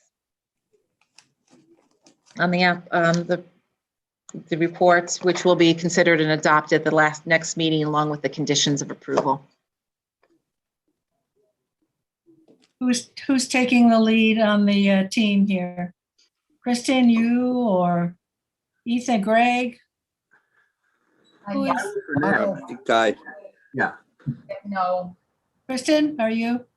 Hi, can you hear me? Yes. Okay, great. Yeah, we have no objections, and you know, we've the report. Okay. Yep. Good. Good. I'll update it and I'll get you a copy way before the meeting for the next one, so you'll have it to look at. Okay. It's not being adopted today? Nope. This is the first review. It is a big report, so I just wanted to make sure if people had it ahead of time.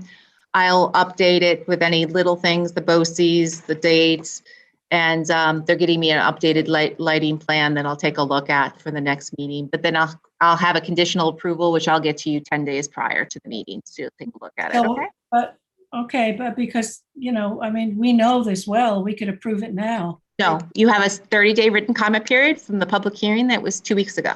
Oh, so we still have 4 weeks. For that. Okay. Yep. Understand. So. Yep. So we have to wait for that time period. Okay. Good, but thank you for that. And we'll go forward and we'll have it for the next meeting, May 13th. Okay. Great. Thank you, everybody. Thank you all. Thanks. Thank you. Thanks. Bye-bye. Take care. Have a great afternoon. Yeah. Thanks, you too. Okay, we're going now into Matthew, Rose Hill, 325 Rose Hill Road. Yes. Charles, can you let in Brian Lacasia? I'm actually already in. Hey, Brian. How are you, Matt? Just briefly go over this with you guys. This is a proposed 2-lot subdivision at 325 Rose Hill Road. Pre-application of about a 4-acre parcel. It's currently improved with a retreat house use that's no longer there. There's a number of mapping issues with this property that need to be changed. We'd also like to see building envelopes, compliance with 325. And there's also restrictive covenants on this property. So I'm recommending that we deem this incomplete. Get rid of your screen. I had originally discussed with the applicant to come back for a discussion about the covenants for the existing, this is part of a 2-lot subdivision, to discuss those on the 13th of May. I understand you guys have another work session, so it's really on how busy you want to go for that date, but incomplete today and have them come back. For I just have a question on this, Matthew, because I did a Sure. site visit for only from the road. Yeah. Where are the other buildings? I mean, I see. There's just this retreat building. It's the main building, yeah. Main building and the pool, which Okay. are supposed to be removed and replaced with 2 single-family lots. Okay, because it says accessory structures. The pool. The pool is the accessory structure. Okay, Correct. okay, good. All right. Yeah. So I didn't miss all that much. It's a very large building. Yeah. Yep. Yeah. We did a site plan, remember this? Yeah. Okay, so incomplete, can I have a motion to deem this incomplete? By Glorian, second by Dennis, all in favor? Aye. Opposed, abstentions, 6 in favor. I don't think he has it. Okay, so Anthony, you're back with this Burke application? Am I on for the 13th? Sorry, did we confirm that? For discussion? Not for the work session, I don't think. We have one big work session on the 13th.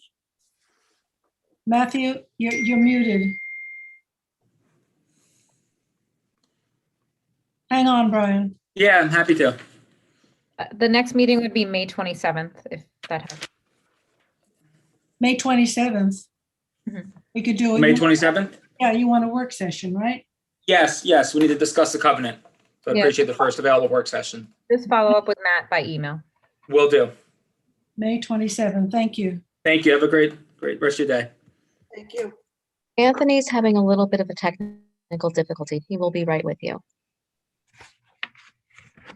Anthony's having, okay, so let's move on to Jackie Fenlon. You're doing Alexander Freeland? Yes, that'd be fine. Who do you need in? Could you please let in Madeline Van John? What number is this? Oh, Number 7. Number 7, Dennis, we're jumping ahead of, unless Anthony, well, Anthony's having technical problems. Yeah, it'll give him a little while to get his computer up and ready. Okay. Okay. And Madeline's here. Okay, so I will share the screen just so the board can familiarize themselves with the property. Can you see that? No. No. Oh, hold on. Can you see it? I do, but hold on one second. Do you see it? Yeah, we can. There you go. Okay, great. I think I clicked off share screen when I expanded it. So this is the property. The planning board may remember that there was an Alexander Vreeland subdivision that we were previously reviewing about 10 years ago. It included both of these parcels. The new subject application is just the northern lot, which has the existing house and pool and has the flag lot from Daylily Lane. So this is at 85 Daylily Lane in the hamlet of Bridgehampton. This flag strip was created as the access for all 4 of these parcels, which 2 are off the page, but I believe that was created prior to Mill Path becoming a road, just so you're aware. Jackie, can I ask you, did you check to see whether the document said no further subdivision? Yes, and Kathleen and I reviewed it. There is a no further subdivision unless approved by the planning board. So it's not as stringent as other no further subdivision covenants because it gives the caveat that unless approved by the planning board. So I do have that here. I can forward it to you as well. I tried to provide it. I had a glitch with the PDF that I received, but I do have it. There's another covenant that might have to be amended, but it's for the access. So we can deal with that during the review of the application. Was it a supermajority or just a majority? Super majority. No. No, so To amend a covenant? this particular covenant as it relates to subdivision is a little bit different than your typical ones. It says no further subdivision unless approved by the planning board in the operative paragraph. So if you approve it, they do not need a covenant amendment. Okay. Okay. And there's an access issue because of the long flag lot. But again, the access issue, I believe, was because they wanted everyone to use the common driveway, which was this long curving driveway that you can see here. But that, again, that covenant was imposed prior to Mill Path being an option. And Mill Path is a town road. So we'll review the access to that during the pre-application review. I do have the covenants here. I'm sorry, I tried to have them available for you, but the PDF, there was some error with presenting it in the packet. But I do have it here and I reviewed it with Kathleen. Okay, so it's complete and you want to schedule a public hearing? Yep, and so this is just the layout, just to quickly see. So this would be road fronting lot and this would continue to use the common driveway. And I have a resolution to deem it complete and schedule a hearing for May 27th. May 27th. Okay, can I have a motion for that? By Dennis, second by Gloria. All in favor? Opposed, abstention, 6 in favor. So it's complete and May 27th public hearing. Correct. Okay, Anthony, are I'm you back. functioning? You are? Okay, great. Yep. So we'll go to number 5, Burke. Actually, I won't even put up everything since we did the work session on Burke. Now we have it for completeness, and I was just going to recommend that we deem the application complete and schedule the hearing for May 27th.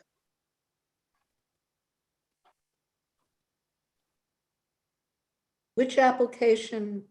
The one we just looked at in the work session. No, I know. Does it have to be specific to which plan they're using, or is it No, just? it's a pre-application, so we're looking at all the plans. Okay, thank you for the clarification. I appreciate it. So all that notice has to go out to those homemakers. Oh, and Ms. Chair, can I just announce that number 17 is formally off the agenda, Oceanside? Yeah, 17 is off. Thank you. Thank you. So this is complete and is scheduling a hearing for the 27th Yes. of May. A motion on that? Did I just do that? By Dennis, second by Robin, all in favor? Opposed, abstention, 6 in favor. Okay, and then number 6 is 890 Scuttle Hole Road, LLC. We did a work session on this one a couple of weeks ago. This is the one on Scuttle Hole where, oops, I gotta change the view here. See that? There we go. This is the one on Scuttle Hole where they're doing a 2-lot subdivision in the front here to create one additional residential lot and then to memorialize the already existed deeded off lots of all that preserved land in the back. We had the work session on this. They submitted all the legal documents. So we'll see what I got, all the comments from the planning board. I know the issues. So I recommend that we schedule the application for a hearing on May 27th, and then we'll see what the report says. Okay, so motion to deem this complete and schedule a public hearing for May 27th. Motion by Dennis, second by Gloria, all in favor. Aye. Opposed, abstentions. Done. Then we're moving on to Matthew, to number 8. Renner Landscaping has been renamed Paul Shearer III. Yes, and Lisa Poyer, I believe, is here. And Matt, it's in the hamlet of Bridgehampton, not North Sea. Right. That might have just got left on from an old one. I'm sorry. All right, so this is completeness for an ag construction permit. They're proposing a 1,200 square foot agricultural storage barn with a small lean-to area that's outside of the barn. And they're also looking to legalize an existing pump shed. They do list it there. This is new. I got this from the applicant this week, just what they're gonna store their typical stuff for a nursery stock. Can we see the plan and where the Absolutely. proposed, The barn is situated here. right in the middle? It's towards the top. If you look at the aerial, a lot of their farming is down here. This is where they seem to have. And so this has both entrances, right, on Mitchell Correct. and Butter. Mitchell and Butter, but I believe the access for the barn will be off of Butter, off of the flag strip, which a lot of this is existing. Pretty tasteful design. It's not too big. Brown color with the green roof. Just the scan doesn't come out too great. And that's an overhang or a? Yeah, it's an overhang, so they can store some stuff, under the overhang. And if you look, it's very small, but I believe that pump house structure for their irrigation is to legalize is right down here, next to the arrow, next to the hand. It's just small on the plan. And what does that look like? Is that? It's just a very tiny 50. I think it's 50 square feet, 54 square feet. The Is there shed. an enclosure around the pump? Is that? Yeah, it? it's just a little shed that sits over the pump.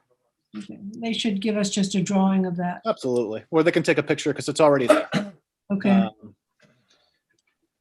Pretty much summarized, what's happening here. This is an 11-acre ag reserve in Bridgehampton, and I will correct that in the computer. 285 Mitchell Lane, with frontage also on Butter Lane. It's a type 2 action, so no further environmental review is required. So we're looking to deem this complete and schedule a hearing for May 27. Okay. We can have a motion for that. Motion. Motion by Zuccarelli and second by Gloria, and all in favor. Aye. Opposed, abstentions, 6 in favor. Thank you. Thank you. We're going to 9, Claire, that's the Atlantic Golf Club staff housing.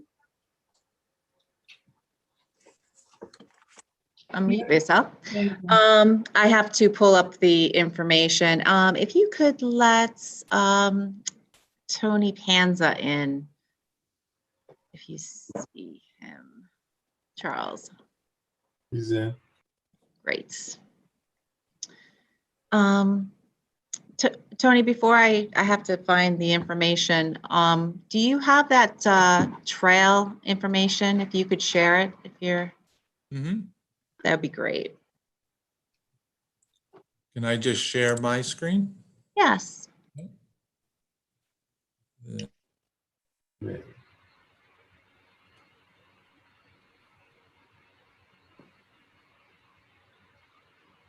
So it would be.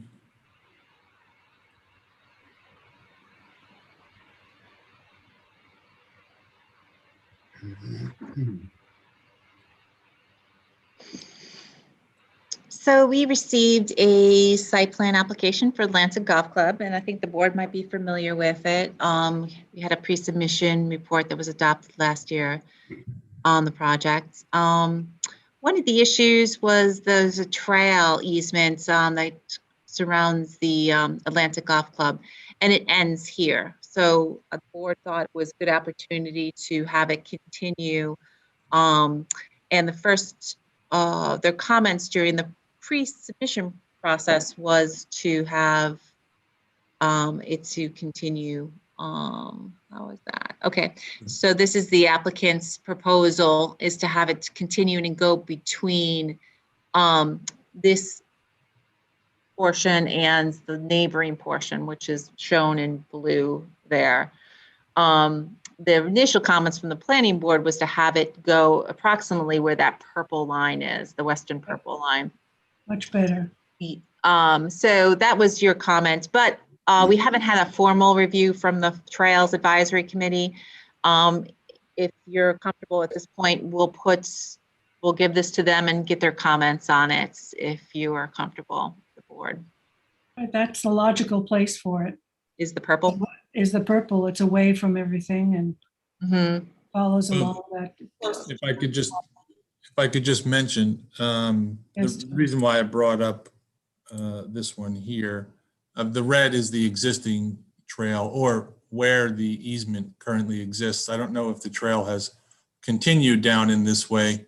It's a little bit thick down in there, and when they have the connection to Scuttle Hole, they might look to continue it. But once completed, it'll be approximately a mile and a third, over 7,000 feet. So we just wanted to point that out because Atlantic has been a very good steward in terms of putting with the trail there, and they have done cleaning of it, and they've put in some steps. So again, we're looking at the last few hundred feet of it, and that this area here, the purple area, comes in. If it comes out, that would be on the start of the turn for Scuttle Hole Road, and would also be if you're ever in this field in May, June, July, August. This is the densest brush. Basically, you would need a machete to get through it, and the staff would be walking from here and then around. So they'd be crossing the paths. That's why we've suggested that it's the blue line that goes up and it gets to the flatter, straighter portion of Scuttle Hole Road rather than where the bend is and where the thicket is. Lauren, do you have a thought? You're a hiker. Well, I actually tried to walk to the entrance of this, and I would have had to slid down on my backside because it was so steep and there was so much garbage. I think you don't necessarily want to interact with workers. The terrain, they use a brush hog to clear the trail, so that's probably doable. I like the idea of it being near the pond because you might get some views. Right. Pretty. Well, it would be down here along the pond, and then it would transfer to, this is a gully. So it's it's a distinctly different from the pond. How early is it? Is it very steep? Well, this is actually, if you were to go down into and then try to get back over here, it probably would be steeper. Once you're running along the ridge and then you're coming here, that's flatter. Because trying to put a trail in on a steep slope, unless you do switchbacks, you're going to have erosion. Correct. Yeah. I can't say if it's not steep way up over here. I haven't tried to way up where the existing easement is. Yeah, I mean, I guess I would defer to what the Trails Advisory Board says, because they can see if that purple is viable from actual maintenance, that it's not going to turn into a real gully when we have heavy rain. This path here is in the gully. That will be through the runoff area. Yeah, see, that's not good, right? Yeah. Yeah.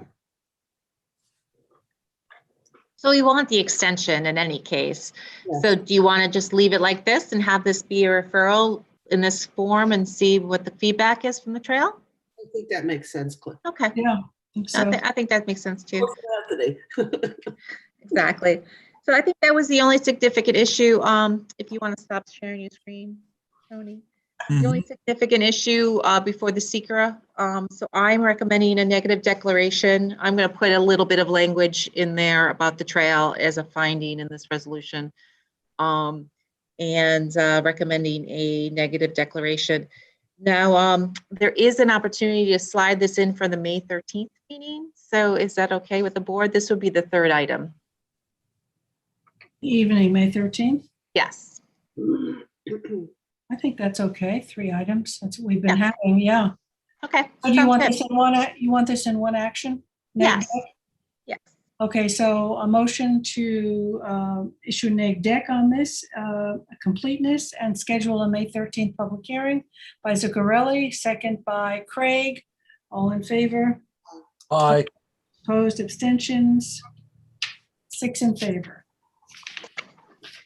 Thank you, everyone. Thanks, Tony. So if you could let Jake Watkins in. The bridge staff housing.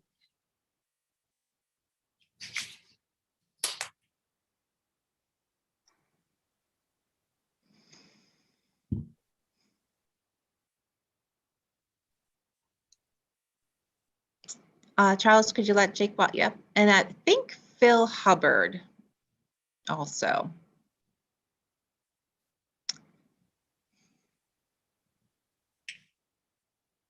You're there. In. Jake, it's Phil Hubbard too, right? That Yep. you wanted in? Yeah. Yeah. Okay. Great. So I have a draft staff report for Golf at the Bridge. I sent it to you a couple days ago. This one is also not on action deadline because the 30-day written comment period is not up till next week. So, but we wanted to go through it and be ready for the May 13th meeting. Your conditions, they are under a time period crunch on this. So I'll share my screen. This is the Atlantic. We haven't gotten back a lot of reports though, according to this. Right, because it's a 30-day written comment period. So that's why it's shorter. So that's this one. These are the plans. Oh, actually, that's the wrong one. This is the Golf at the Bridge. You've talked about this. You had the public, there was no public hearing, but you had talked about this at the completeness and waived the public hearing. Sorry, this is the plans back here.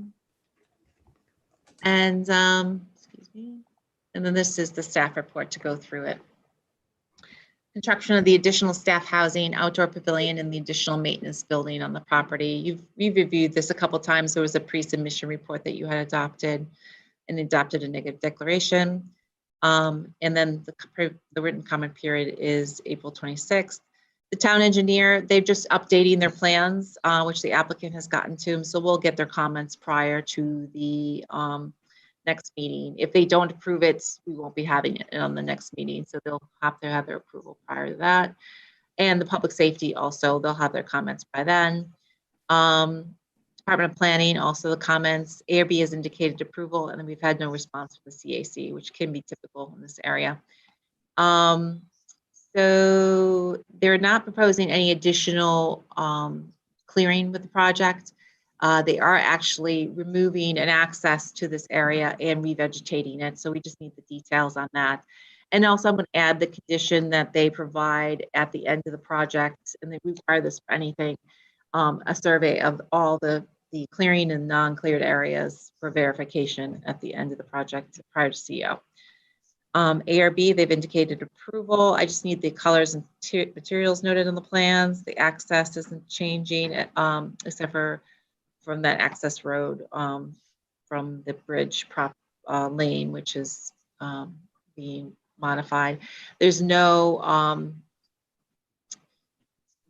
no change to the parking requirement. They're not proposing any additional persons. It's just they're moving the persons from inside to outside. So there's no increase in the parking requirement. But I do want, and I'm sorry, that was my idea that's left out here.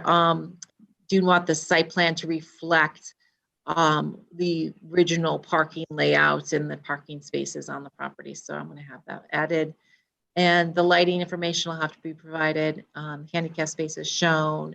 Drainage will have to be addressed with the town engineer. No public address systems.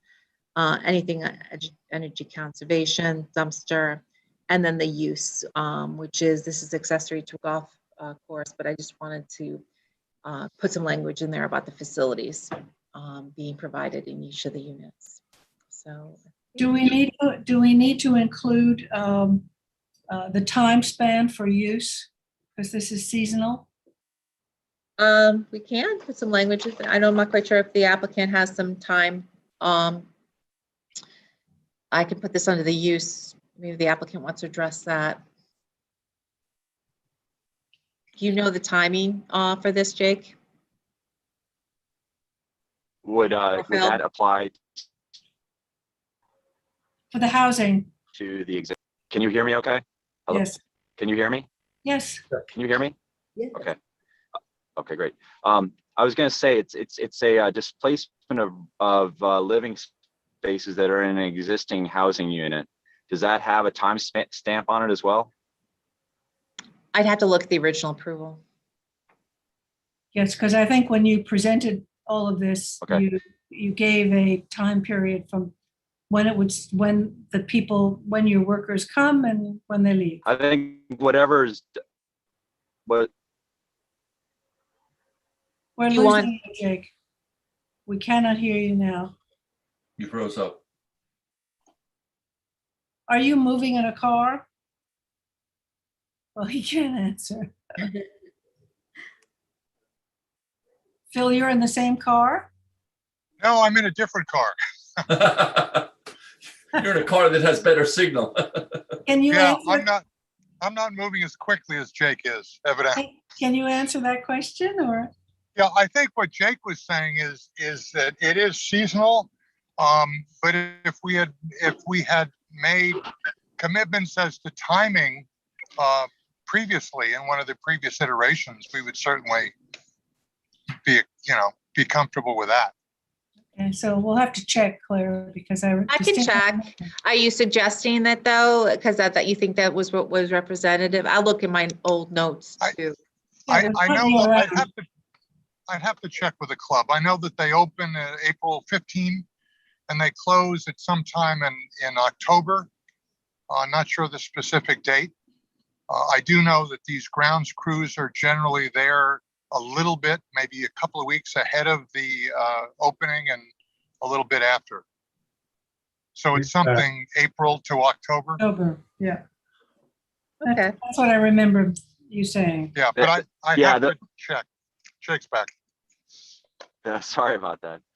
Those are the right dates. I just want to make sure that there's an existing housing facility that's there for seasonal workers housing, and just how logistically this would work with that structure, since we're kind of displacing living spaces from one into another. And I guess that's just my general question, since that building was built in 2016.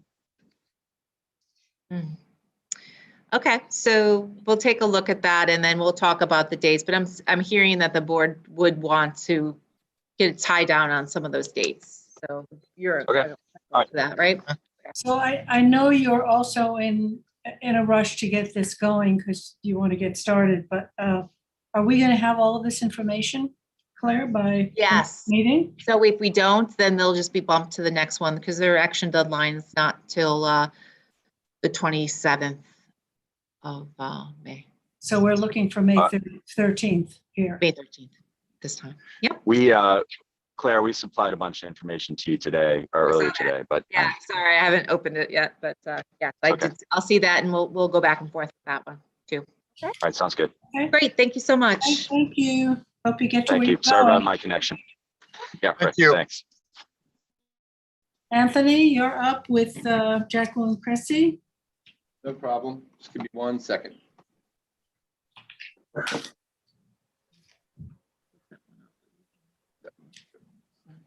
It's okay. Just give me 1 second, please. Okay. Just so you know, on Cressy, the applicant's here. I sent everybody the pre-app report. Bruce Anderson is here. I believe Wayne Bruin as well. But they're asking for an adjournment on this matter. So I'd rather have the applicant explain to you their request.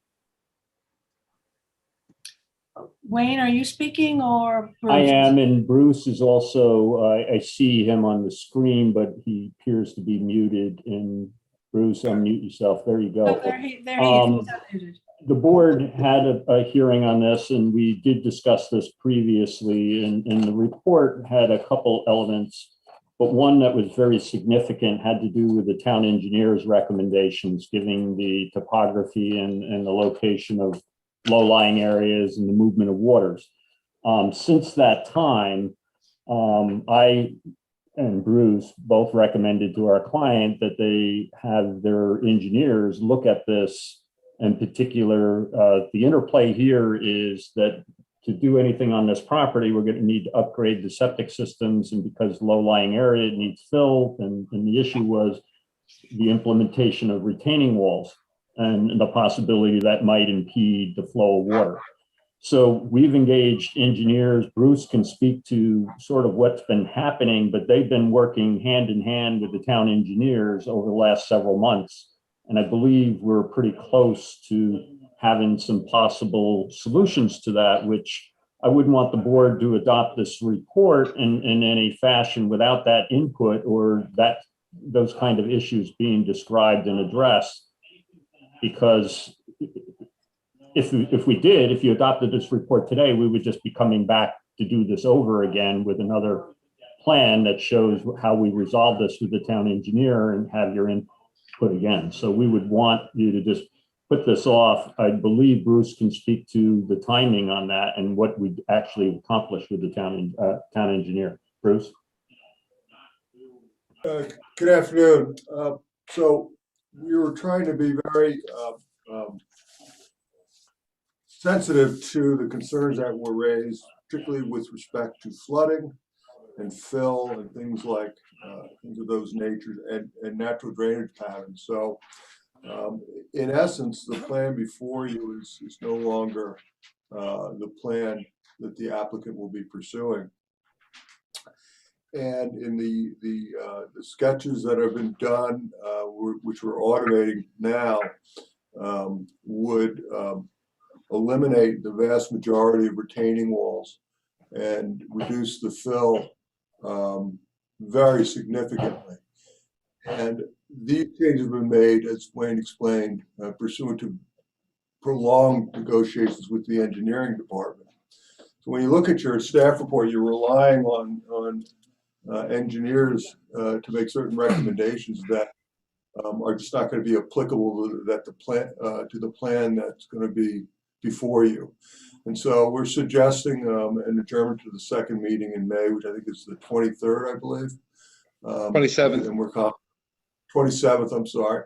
And we're confident we'll have new plans at that point. Now, we'll be meeting with Anthony in the interim because we want those plans at a minimum to be sent to the engineers so they can opine on the revised plans. And so that's the reason for the adjournment.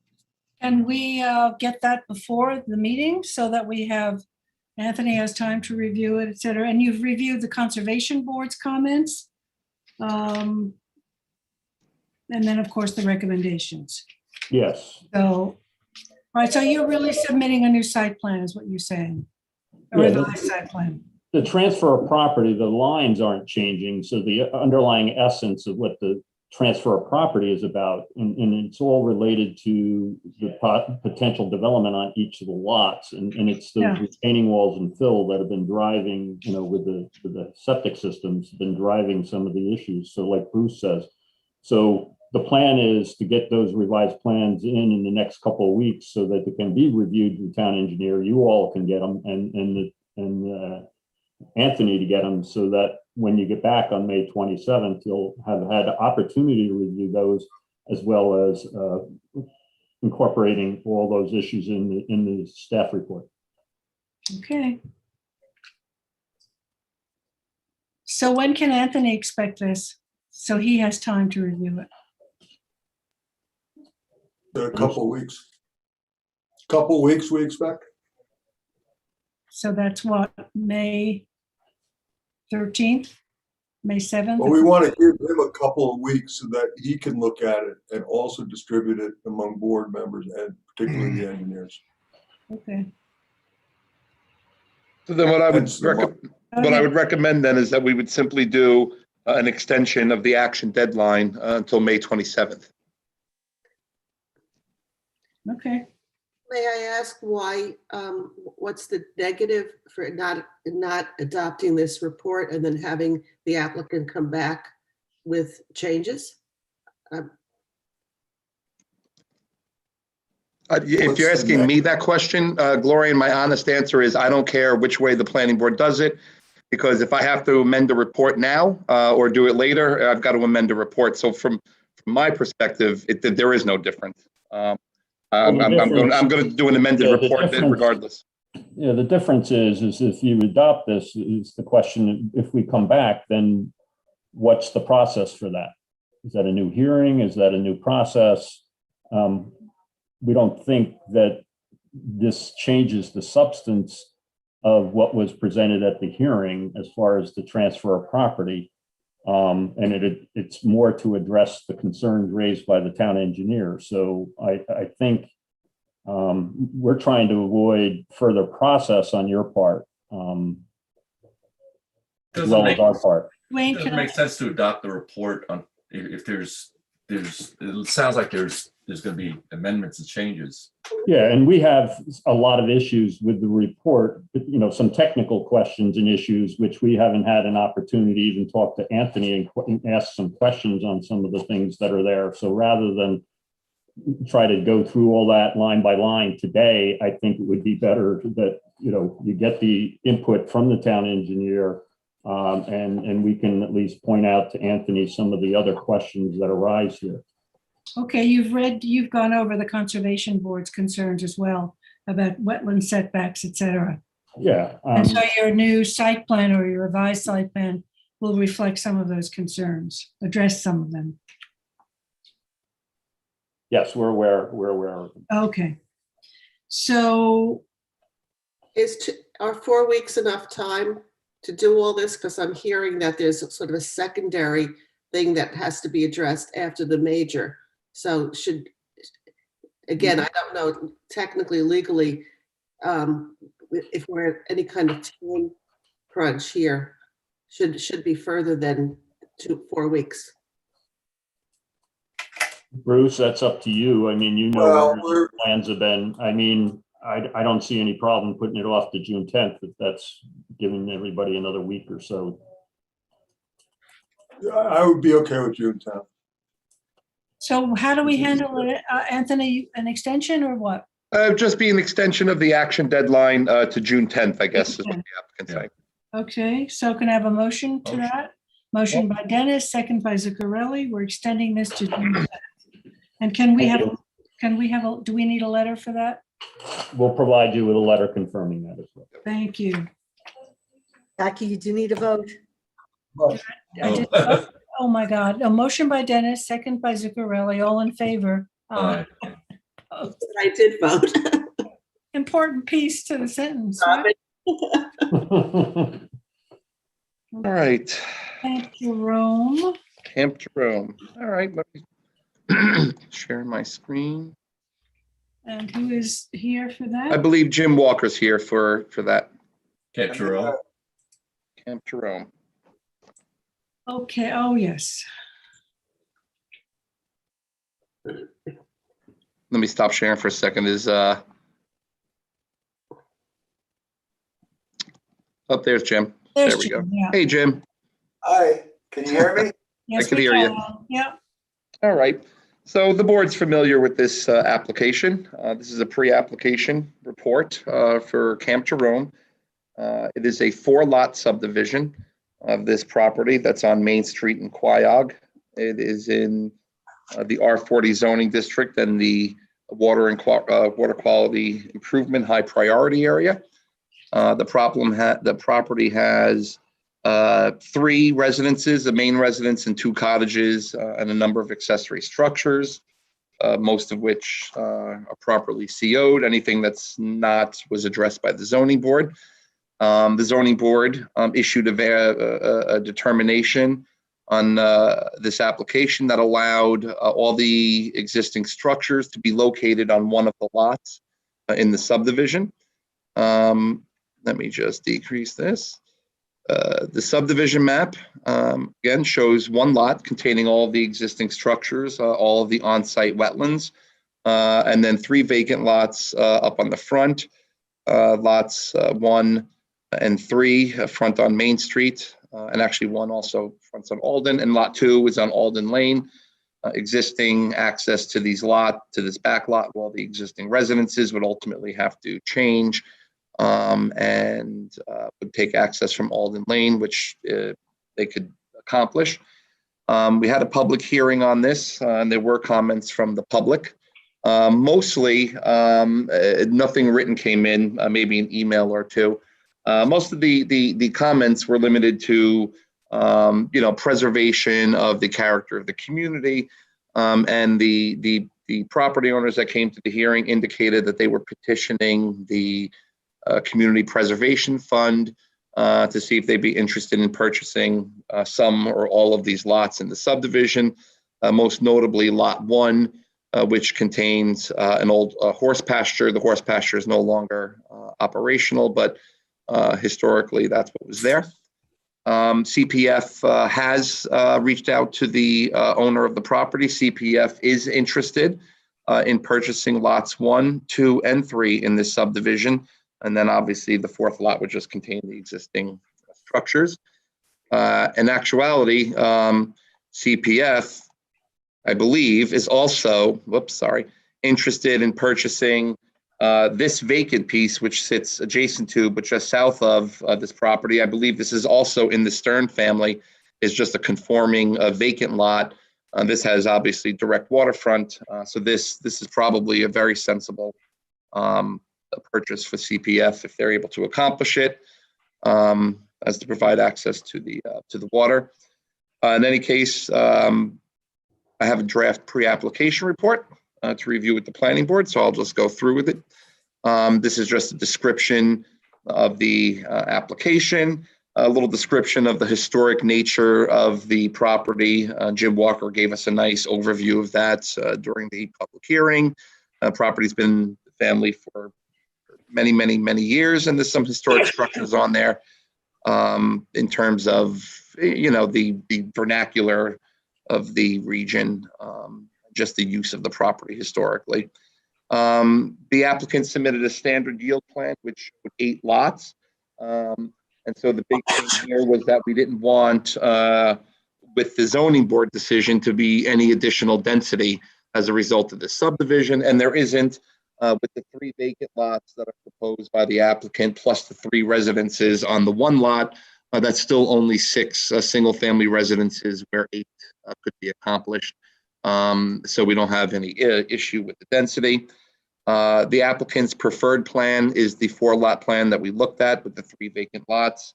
In terms of the cluster plan, look, this board, we had this discussion on a few occasions. I previously recommended a cluster plan, and we had a very robust discussion about this with John Bennett at the time. The planning board waived the requirement for the cluster provision here. And in light of the town's interest in purchasing some of this property for preservation, and per the recommendations of the conservation board, the planning board could always reconsider if they want a cluster plan here. And if they do, approximately 2.6 acres would need to be preserved. Frankly, if we could accomplish the CPF purchases all 3 of those properties, that's probably much better. But I'll let the board have that discussion. This is a minor application, and everything conforms with zoning, with the exception of the ZBA decision that allowed the 3 residences to be located on the 1 lot. This was a type 2 action, so no further environmental review is required. The park requirement will be satisfied by payment of a park fee, unless those lots are preserved, in which case there would be no park fee then. We had the public comments, which I summarized in here. And again, the neighbors have filed a petition with CPF, and CPF has responded positively to that petition. This is not subject to the Long Island Workforce Housing Act, as the existing residences don't fit into the calculation, so only 3 new lots are being created. Engineering comments, we did referrals. He provided a bunch of comments here, general engineering stuff. and is recommending moving forward with the final application, which would at that time include all final drainage plans. Office of Fire Prevention, standard comments. Everything looks like there's water mains and fire hydrants in the area, so nothing there. The Conservation Board had a lot of comments. Some of these are just, this first one's about the historic nature of the property. They talk about the stand of trees that line the existing driveway. They talk about recommending a cluster plan, which they go over a few times.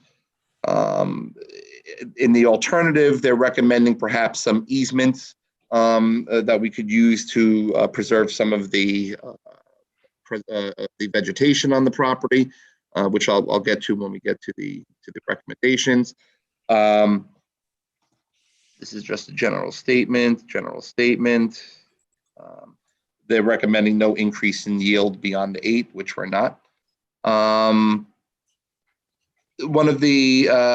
recommending a conservation easement in the specific area around the tennis court as part of the buffering requirements from wetlands, and I've incorporated that into the recommendations. The Conservation Board also noted there's been some wetlands restoration on this property without any approvals, with the planting of Spartina. It doesn't look like the Conservation Board really has any issues with it, other than they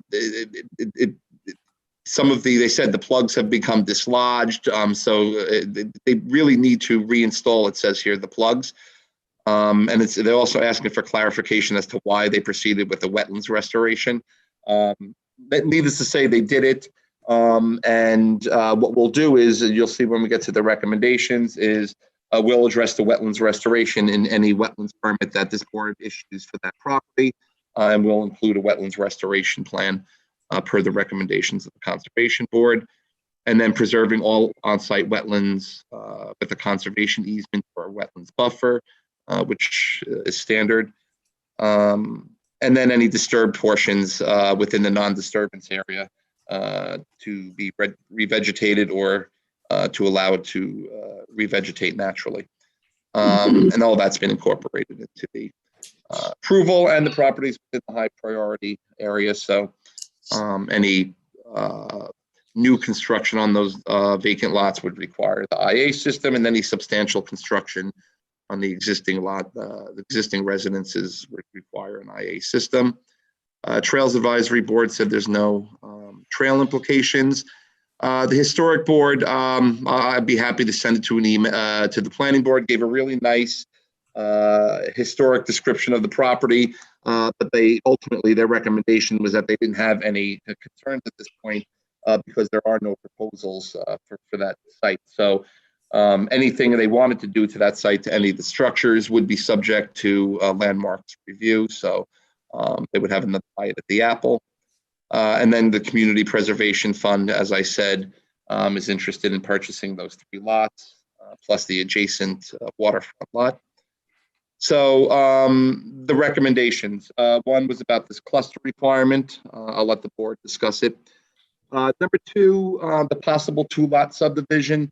CPF had indicated that if it's agreeable to the applicant on the preservation of those lots in the front, they would prefer to see it as a 2-lot subdivision, so that they're purchasing a 1 lot as opposed to 3. I'm going to be quite frank with you. We could address that at the time of the final application. If the discussions with CPF are fruitful, the applicant's not going to do a 2-lot subdivision right now. It's just, that's not reasonable. But if like I said, talks with CPF are fruitful, then we could discuss doing a 2-lot subdivision. Again, this note here, number 3, is about the easements, which, let me just really quickly show you. Would basically cover some of the wooded areas separating the 2 lots in here, and maybe some down here. Basically, they're asking for 50-foot easements to sort of create some wooded buffers to preserve some of these trees. which is not a bad recommendation. I probably would keep that in there in the event preservation with CPF doesn't happen. Let me just bear with me here. Number 4, the high priority. So the septic system requirements are in there. Number 5, the old wetlands boundary needs to be removed from the map. There's a newer one that's been verified as correct. Number 6 pertains to the covenanted buffer against the wetlands as recommended by the Conservation Board. So I simply took their language right from their report and incorporated it into here, which defines how they want the easement. I don't believe, it says extending 60 feet from the wetlands and then up to 100 feet. So it ranges from 60-foot wide wetlands buffer at its smallest point to 100 feet at its widest point. 7, the wetlands restoration per the Conservation Board. I just didn't put in any good language in here, so I highlighted it. But I think what we would simply say is that any wetlands permit issued by this board will include a wetlands restoration plan to be done in accordance with the Conservation Board's recommendations. Again, all on-site wetlands should be protected through an easement or covenanted buffer. The disturbed portions within the non-disturbance, non-fertilization buffer, again, as recommended by the Conservation Board, would need to be reclaimed either, like they say here, through tree preservation, discontinuous mowing, revegetation, and natural recovery. 290, number 10, the 292-39 referral to the Conservation Board is required, which we will do at a final application, which will cover a wetlands permit for Lot 4. 11 talks about the access to Lot 4 from Main Street. That will obviously have to be removed. And that driveway area that is removed will have to be revegetated or revert naturally at the discretion of the Planning Board, and we could take a look at that, the final application. Access to Lot 1, which is at the corner of Alden Lane and Main Street. We sort of want to limit access on Main Street a little bit. It is somewhat of a main thoroughfare, so I think Alden Lane is probably a better option for Lot 1. Compliance with the conditions of ZBA approval. I believe the ZBA approval conditioned that the basketball court would be removed and one of the barns that was built without permits. And I think what we'll do is we'll just incorporate those conditions into any approval that we do for this site. Incidentally, the Landmarks Board noticed that the ZBA required the removal of the barn, and that barn was deemed to not be historically significant, so they don't have any issues with its removal. Compliance with the requirements of the town engineer. The final application shall include a map that shows all the building envelopes and compliance with the fire prevention comments regarding addresses. And the final application shall include the Suffolk County Department of Health Services.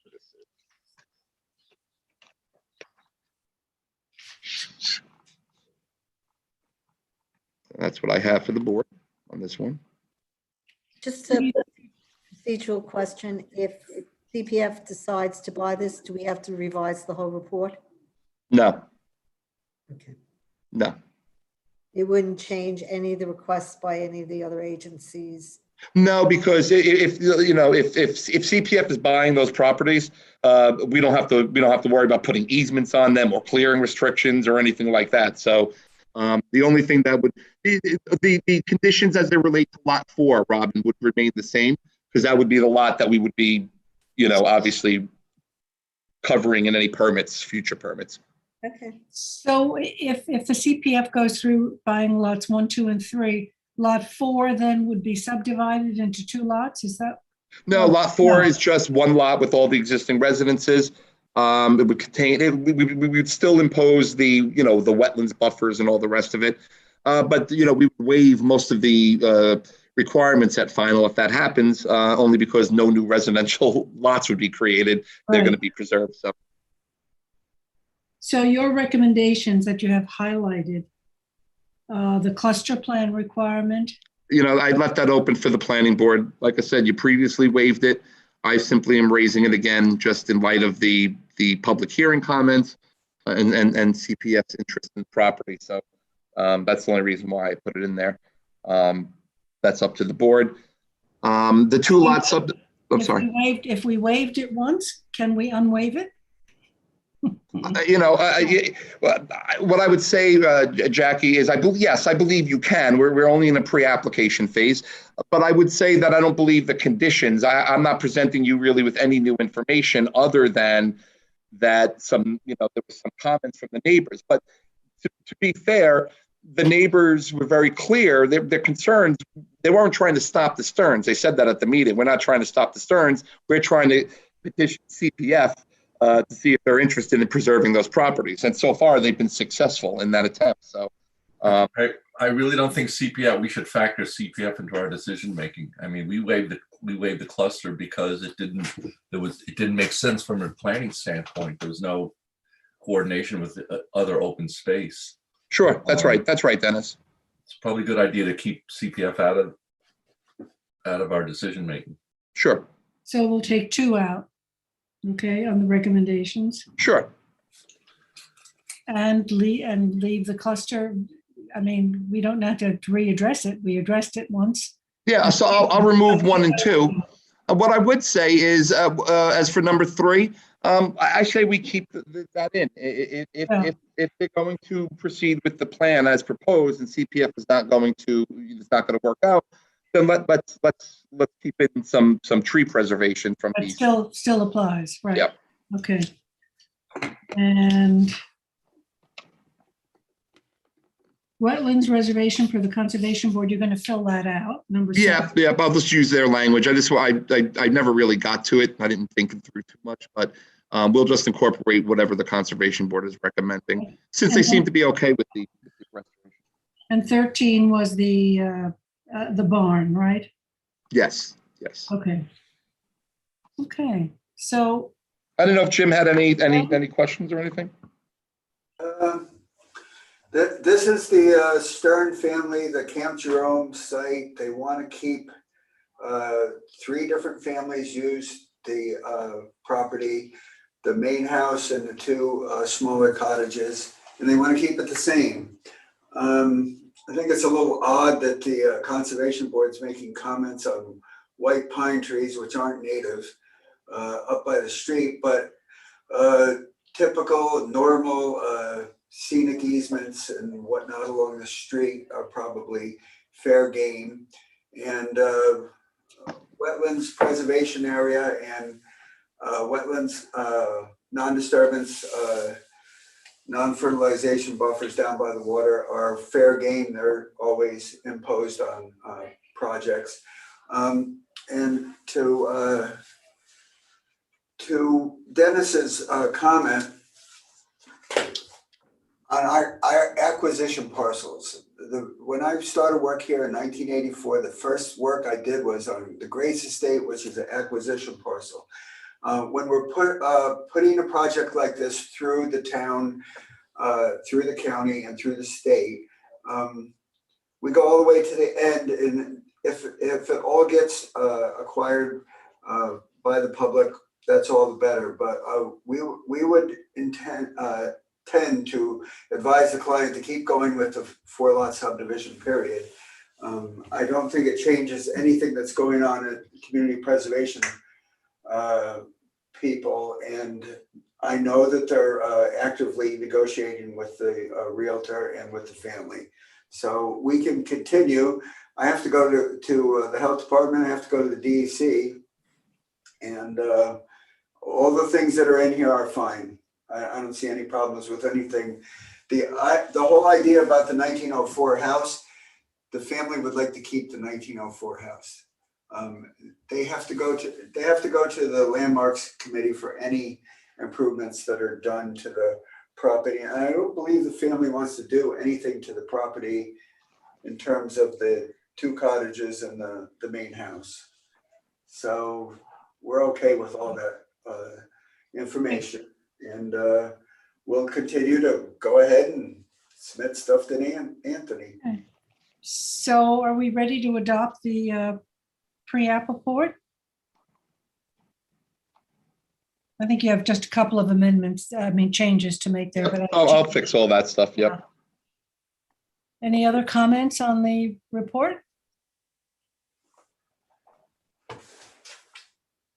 Okay, can I have a motion to approve, to adopt by Dennis, second by Zuccarelli, all in favor? Aye. Opposed, abstention, 6 in favor. Thank you, Jim. Thank you, Anthony. Okay. Thanks, Jim. Thank you. Anthony, you're number 13, George Hastings. Yes, let me just. Whoops. Okay. And I believe Wayne Bruin and or John Borkman will be here for this one. I'm here. Up there you go. So the board remember this. This is Old Riverhead Road and Hastings Lane. This application, let me just get my description here, is in the R20 zoning district on 38 Old Riverhead Road. It's a 3-lot subdivision with 1 lot in the back here, a vacant lot, 1 lot containing the existing residence, and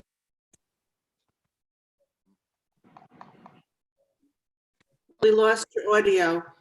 Anthony, we lost your audio. oh, hold on. Okay, you're back. You're back. Oh, I'm back. Yeah. Okay.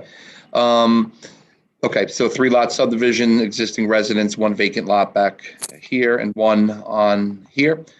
These shaded areas indicate slopes, I believe in excess of 20%, which we asked to be shown on the map.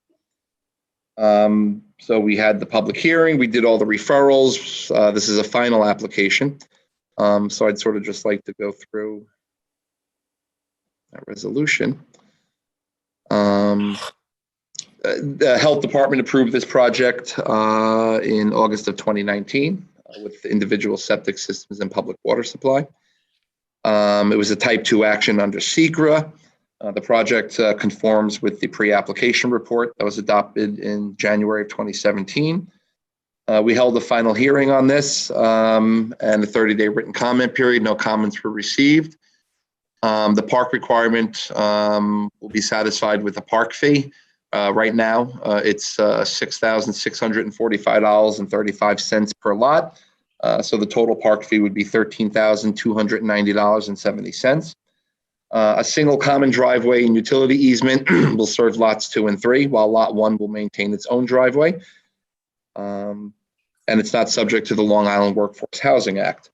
The town engineer did a review, provided some comments, which have been incorporated into the approval, and is recommending engineering approval at this time. The Conservation Board provided some comments, mostly relating to protection of the steep slopes, protection of some of the on-site vegetation, which can be accomplished through slope protection. There's no on-site wetlands or anything like that. So, they often mention imposing clearing restrictions. We're not an aquifer, so we'd have to really look at that. Fire prevention, everything's good over there. Fire hydrants, public water. And then received no other referral comments. So I had a conditional approval here with some revisions to the subdivision map, compliance with the requirements of the town engineer, providing a 30-foot wide buffer along Old Riverhead Road. Let me just quickly go back to the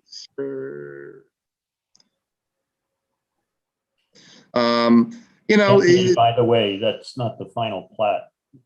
The one I put up? Right, that's the. I only put that one up only because that one shows the slopes on it, Wayne. Right. Yep, no, I'm aware of that. So I was recommending a buffer in the front here just to protect the streetscape along Old Riverhead Road. That buffer would account for a common driveway. This circular driveway is going to be removed, and there'll be one driveway serving these 2 lots. The common driveway would probably come up to, I don't know, the 40-foot setback line, maybe the 50-foot line, and then would break off into each of the lots. but it's good to just be one driveway. And this lot obviously could just come off of Hastings. So it goes through the buffer, I mean, the driveway. It would, like we always account for a driveway along the roads there. Let's see what else I got here. The grading plan needs to be redesigned to minimize any disturbance to the existing steep slopes. Remove all proposed structures and building envelopes from the map. Note the existing driveways to be removed and the areas to be allowed to revegetate naturally.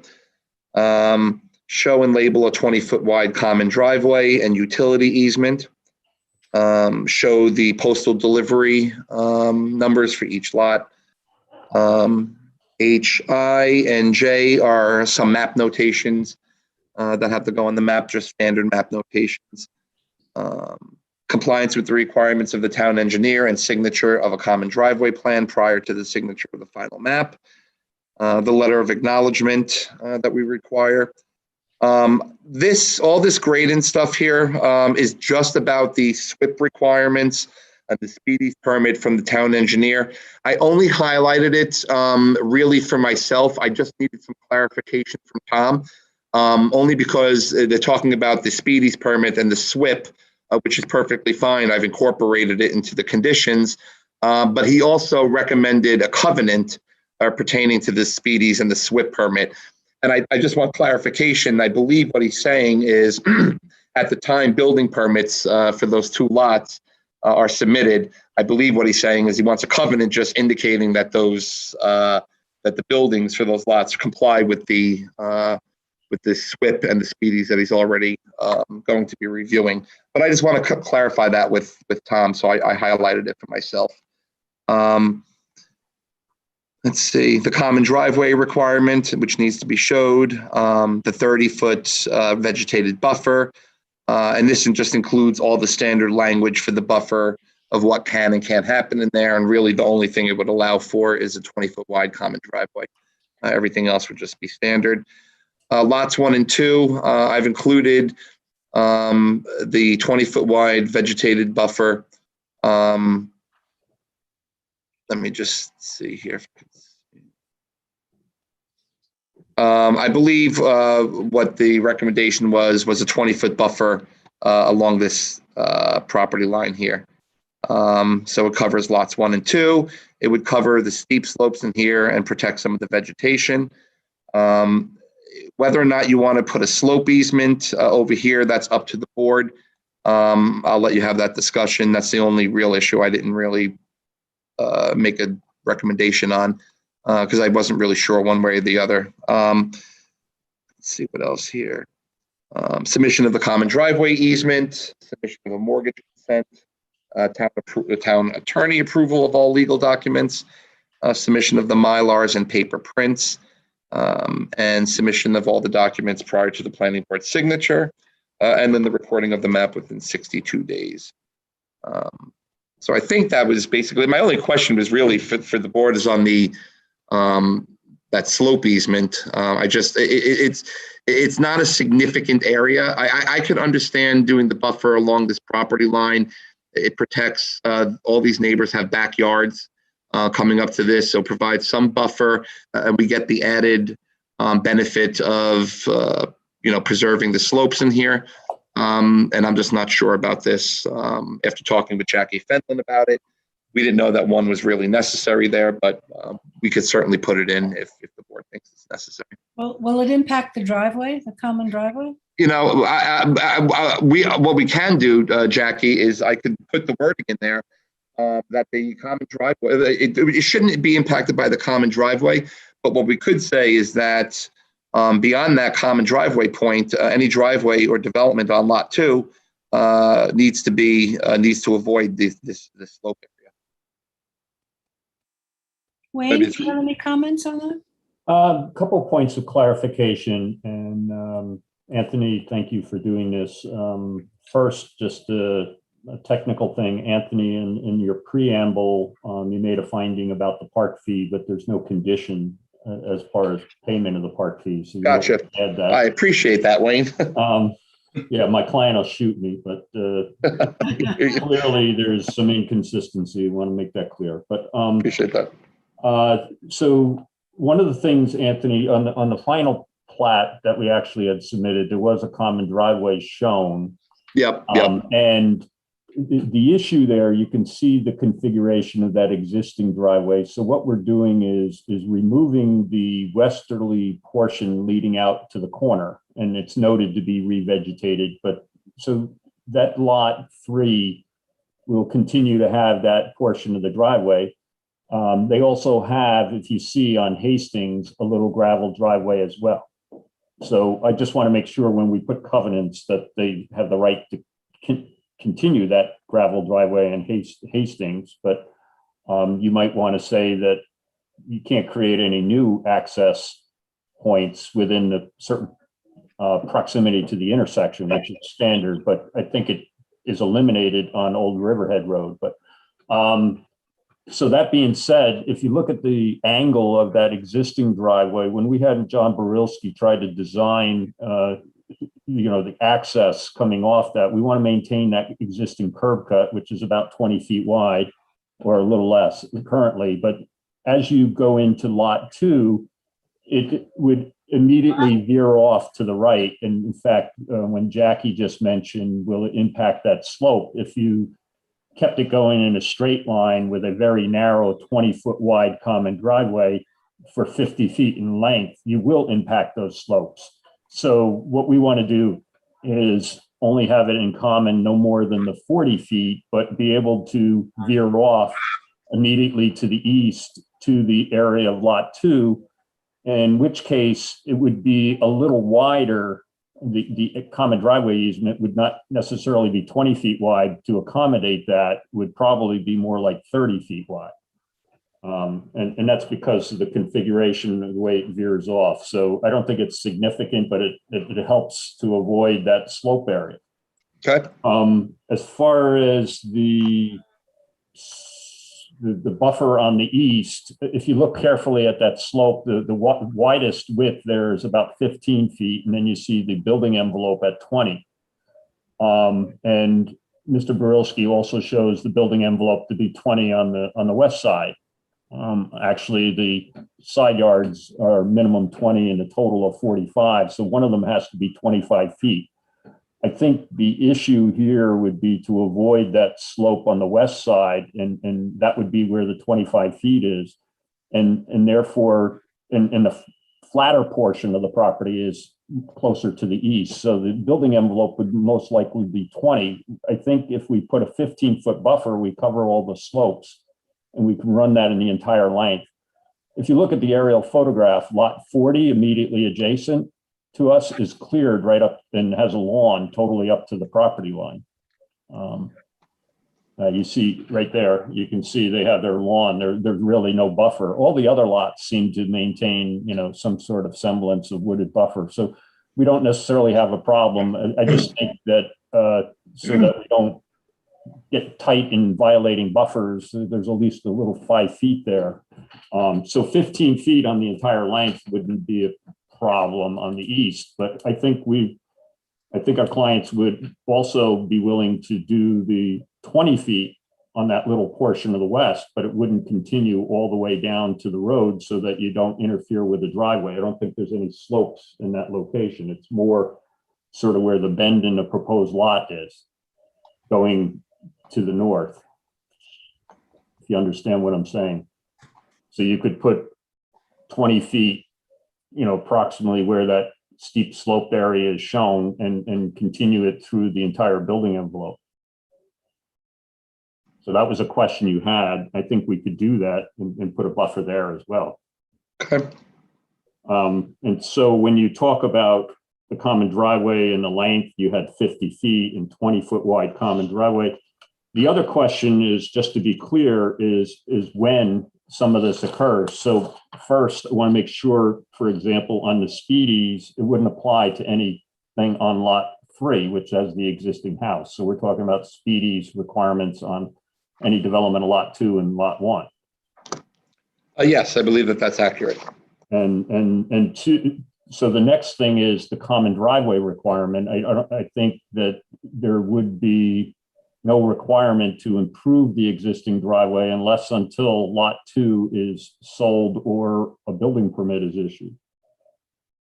I just want to make sure that's clear, and we put that in the covenant. So, you know, there's nothing that lot 3 has to do until that time.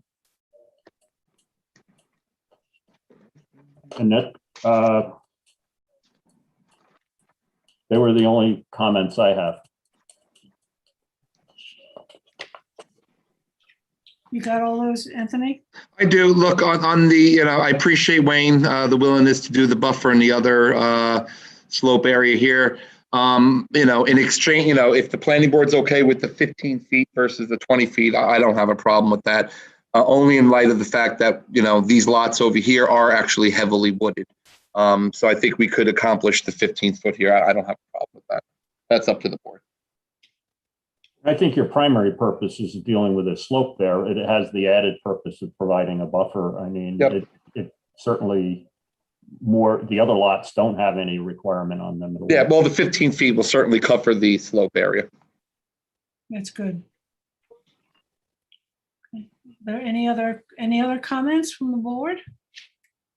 So you'll make those changes, Anthony? Yes, I will. Okay, that's it. Wayne? Fine. I mean, if Okay. that's all acceptable to the board. You know, what was a little surprising, which we didn't know about, but I think this goes back in time, is the whole speedies, you know, SWIP requirements. It's something I know the town engineer is now imposing on all subdivisions. And so it's something that future lot owners need to be aware of Right. when they're doing this. Okay, so if there are no further comments by the board, can we adopt this final application report by Dennis? Second by Zuccarelli, all in favor? Aye. Opposed, abstentions? 6 in favor. Thank you, Wayne. Thank you. Thank you for Thanks. all your efforts.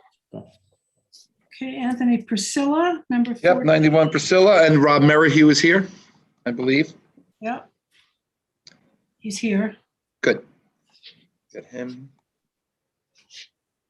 Good afternoon. Hi, how are you? Hey, Rob. Very well. How are you? Everything's good. Okay, so this was, where's my resolution here? Oh, here it is. 2-lot subdivision on Priscilla Avenue in Flanders. As you could see, it was a subdivision to recreate 2 lots that previously had been there that merged. It's in the R15 zoning district. It required relief from the zoning board. They were successful in getting that relief. You could basically see the lot layout here. This shows the 2 lots here. One of the board members, maybe Glorian, asked last time about the need potentially for pyramid relief, but my understanding is they're proposing 1-story homes here, so that relief wasn't necessary. Very simple 2-lot subdivision. The property is not in the aquifer. It's completely clear cut. There's no existing vegetation whatsoever. It's a pretty straightforward resolution. I think I'm just going to go to the conclusions because the only thing that we got was the covenant from the engineer who recommends a 2-inch rainfall. I'm just putting the board and the applicant on notice. I'm going to confirm that might be a 3-inch rainfall. We've been getting 3-inch rainfalls coming out of that office. So I believe that that's got to be 3-inch, not 2-inch, but other than that. But I'm recommending conditional approval of this 2-lot subdivision subject to removing the building envelopes and structures from the final map, except anything that's required by the health department. The postal delivery house numbers for each of those lots, and any building setbacks to apply to each lot per the current zoning as was modified by the zoning board. So the map should just say what the relief was from the subdivision, any setbacks they got. Landscaping along the rear and property lines. I just left this grayed out during the public hearing. I believe one of the neighbors came out and only raised the question. It didn't seem to be opposition about the grade change back here. And she had indicated that the property owner indicated that they were going to do landscaping, and she was just looking for verification that was the case.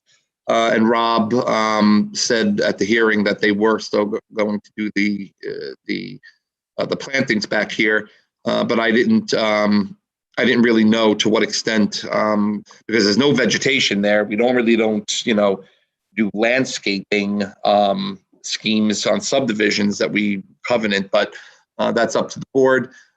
Driveway locations, I don't think we need a common driveway here. I think what I would say though, obviously they're limited in space and where they can put septic and everything else, but this plan shows 2 driveways sort of right next to each other. And my recommendation would be that they separate them as much as possible, by shifting them one way or the other. But that was just a minor issue. What about a 15 or 20-foot buffer in the rear? We could do, it would have to be, with a landscaping plan, they would have to, read something. Some map notations, payment of the park fee, it's $2,500. They only get assessed for one lot because there had been a CO and a house on that property previously, so they don't get hammered for that fee there. Standard covenants and restrictions. Again, I'll change this 2-inch drainage to 3-inch because I believe that's what the requirement is now. And again, this landscaping requirement, I could certainly put it in there. Like you said, Jackie, a 15-foot wide buffer in the back to be planted with a mix of evergreens and, trees, shrubs, whatever. Driveway locations, that's up to the board. I noted it. There's not a lot of room on the property, so maybe we don't need to worry about it. Compliance with the driveway standards, submission of the mortgage consent, title certification, submission of a certificate of abandonment for the underlying subdivision if it's required. I never know when the county is going to require it, so I just put it in as a condition. The town attorney approval of all legal documents, submission of the final maps, and then submission of the documents for signature, and then recording of the final map within 62 days. And if so, Rob had any questions? I'm sorry? Rob, after the public hearing, you had indicated to the neighbor that your client was going to do a vegetated buffer. He said the perimeter of the property, but really in the back there, a 15-foot wide vegetated buffer. I'd like to include that in the conditions of approval. Do you have any issues? Yeah, I would ask that, the whole goal of what the neighbor asked for and what my client wants to achieve by making those houses as beautiful as possible is to plant, evergreen trees or some type of tree that's going to maintain year-round foliage. But 15 or 20 feet seems somewhat excessive on such a short. We want to give the families a little room in the backyard for the children to play, maybe. So I would ask for like a 10-foot, and we'll plant,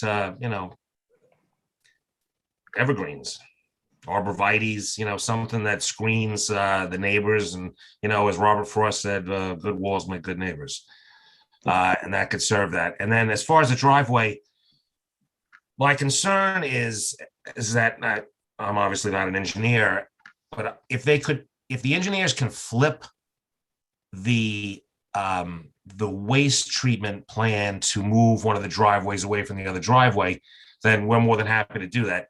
My concern, though, is that the county is quite onerous to deal with when you have to put a driveway over any of the septic. I understand that, Rob. I concede that point. I know you're limited there, and they have approved a map with a certain septic design. So I understand that difficulty. I don't really have any issues with the driveway. I raised it because it was on there. But if the board doesn't have any major concerns, I don't have any major concerns. Anything further, Rob? So we'll do a 10-foot buffer of evergreens in the rear of the properties. Yes, and if we could leave the configuration with the driveways, I don't think it's going to be unsightly. I know that neighbor well. My grandmother lived in that neighborhood when I was a child, so I'm well acquainted with all of those houses. And I don't think that it is. My driveway in front, in fact, my house is directly next to my the driveway of my neighbor's house, and it doesn't have any kind of, Right. So is this going to be a 10-foot non-disturbance buffer? Or are we doing a planting plan or? Yeah, I will. You're gonna have to give something, Rob, so we'll ask that, that you give us some type of planting plan. I'll try to incorporate it into the approval with some recommendations, but you'll give us something. Okay. We're amenable to that. Any questions, other questions from the board? Okay, if not, can we approve this final by Zuccarelli, second by Robin, all in favor? Aye. Opposed, abstention, 6 in favor. We have only a few more. It's 5 o'clock, so. Thank you so much. Thank you, Rob. Claire, you have 2.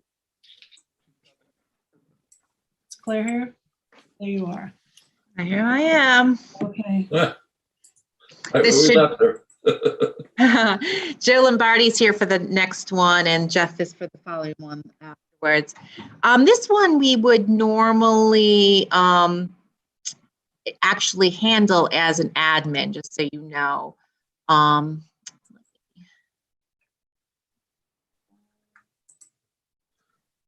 But the problem is that there's also a wetlands permit. So you are the approving authority for this project. Just want to show you the plan. This is, if you remember, you had approved back in May, the new maintenance building for this area after you've reviewed it. So the application is for this. So originally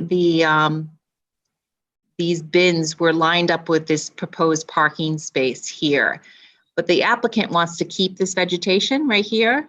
Claire, we don't see anything. Oh, don't see anything because I'm the wrong thing. Sorry about that. Too much. Let's share you. Okay, so this is the aerial showing the area, the existing maintenance area that's going to be demolished and rebuilt with the new building, which is shown here, and you've approved with a wetlands permit. So you can see that now, right? Yeah. Yes. Okay, so the original bins were to be located lining up with this parking space that was proposed. Joe and I discussed it. They'd like to relocate the bins, slid close to the wetlands, but still meeting the setback and retain this natural vegetation. I thought it was a good project. And then they're going to relocate this parking space to be in the interior, which is permitted. And they've got plenty of parking on the property. So I'll just zoom out a little bit so you can see more of it.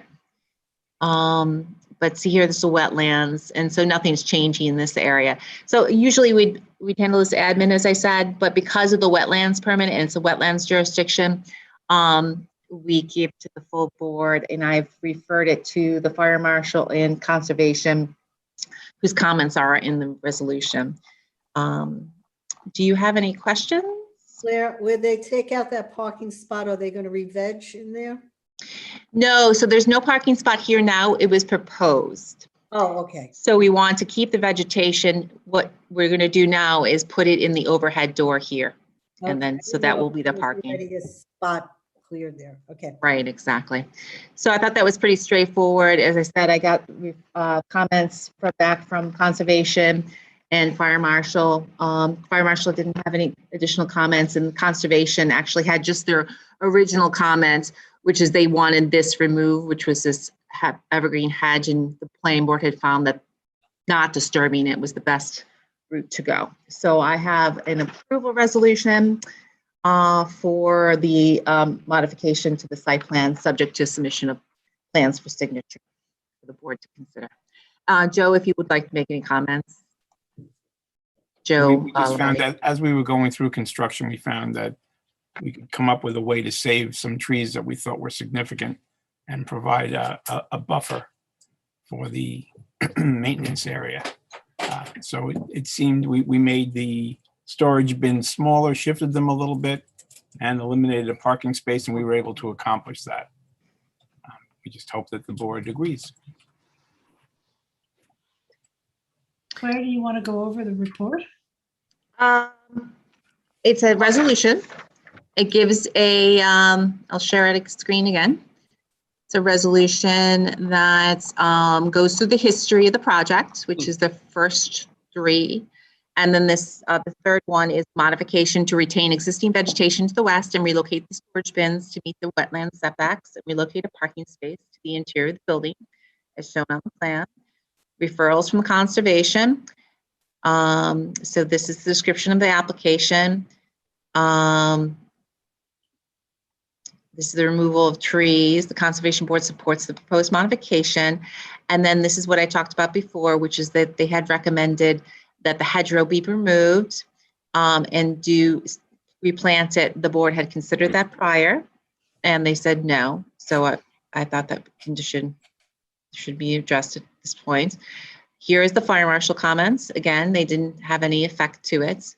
And so your conclusion would be to find this request to be reasonable and approve the project subject to submission of plans.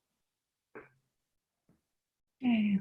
Any other questions on this? If not, I'll have a motion to accept the report, approve it by Dennis, and second by Zuccarelli. All in favor? Aye. Opposed, abstention, 6 in favor. Thank you. Thanks, Joe, Jeff.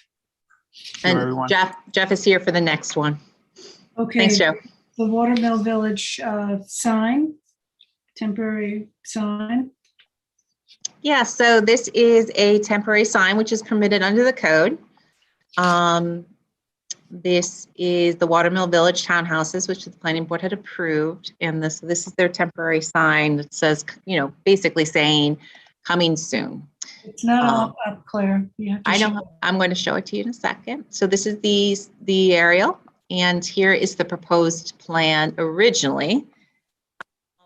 I'm sorry, Jeff, to show the latest plan. I'm going to stop sharing if you have it to show. Okay.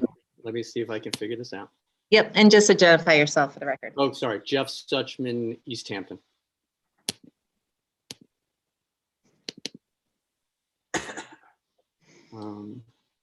Okay, what am I doing here? Oh, I can try to do it too. Okay. I'm.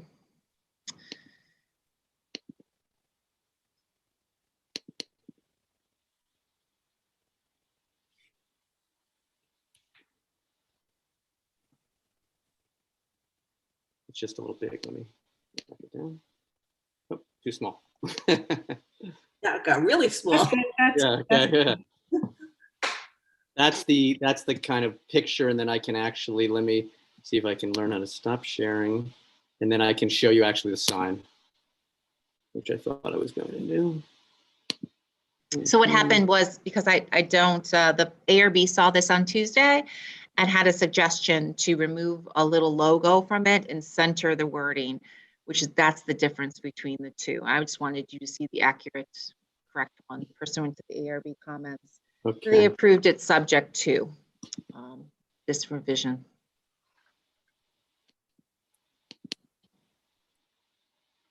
Can you see that? Is that coming up on the screen? Yes. Are we looking at the revised version? Yes, I believe so. Claire, are we looking at the revised?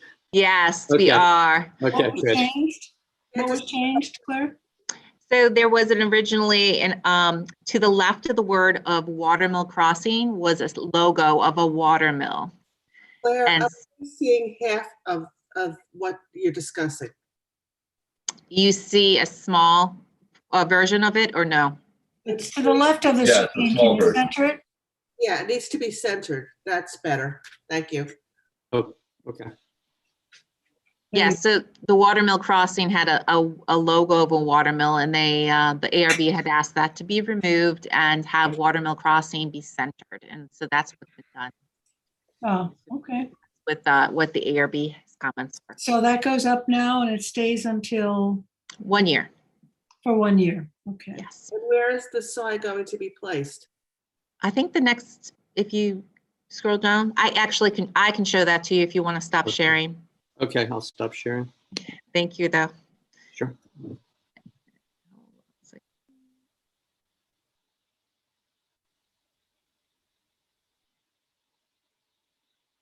So the location, though the map is tiny, you can see that, right? The map? Okay, yep. Yep, and the location's here. It'll be 20 feet. So sort of centered on Montauk Highway there. Is that an appropriate setback, 20 feet? Correct. 20 feet is the appropriate setback. Okay. So I'm recommending approval. And I'll probably have just even in the condition, note that it's for a period of 1 year only. Yes. Okay. Can I have a motion to approve the sign by Dennis and second by Gloria, and all in favor? Opposed, abstention, 6 in favor. Thank you. Thank you. Thanks, Claire. Yeah. Welcome, no problem. Thank you. So Claire, we have 2 town board referrals. Yes. Number 17 is off, so we're going to 18. Mm-hmm.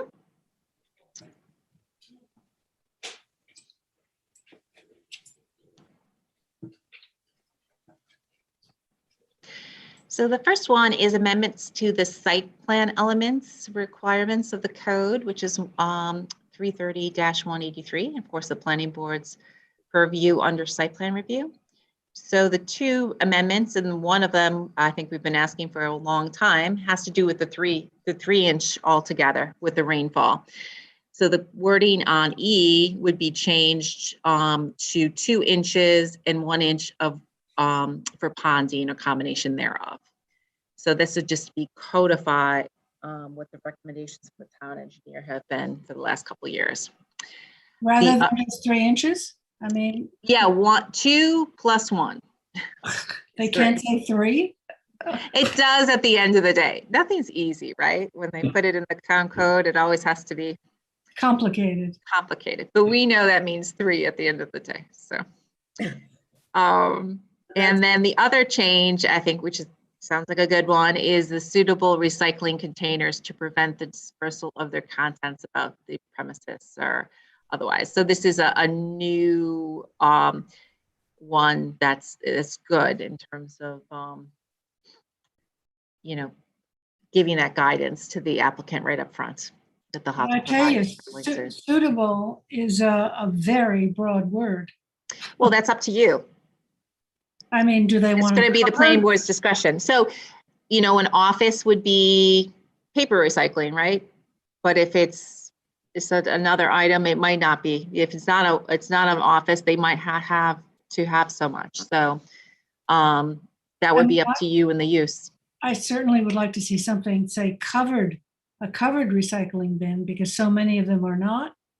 And when it rains, they get flooded, or they're open to people just dumping garbage in them. Homeowners, that happens a lot. So, suitable is, I think, too broad a word. I don't know. What does anybody else have some suggestions here? Certainly, I put covered. Secured. What'd you say, Gloria? Secured. Cured? SECURED. Oh, secured. Secured from the elements, perhaps. Yeah. Secured from the elements. Okay.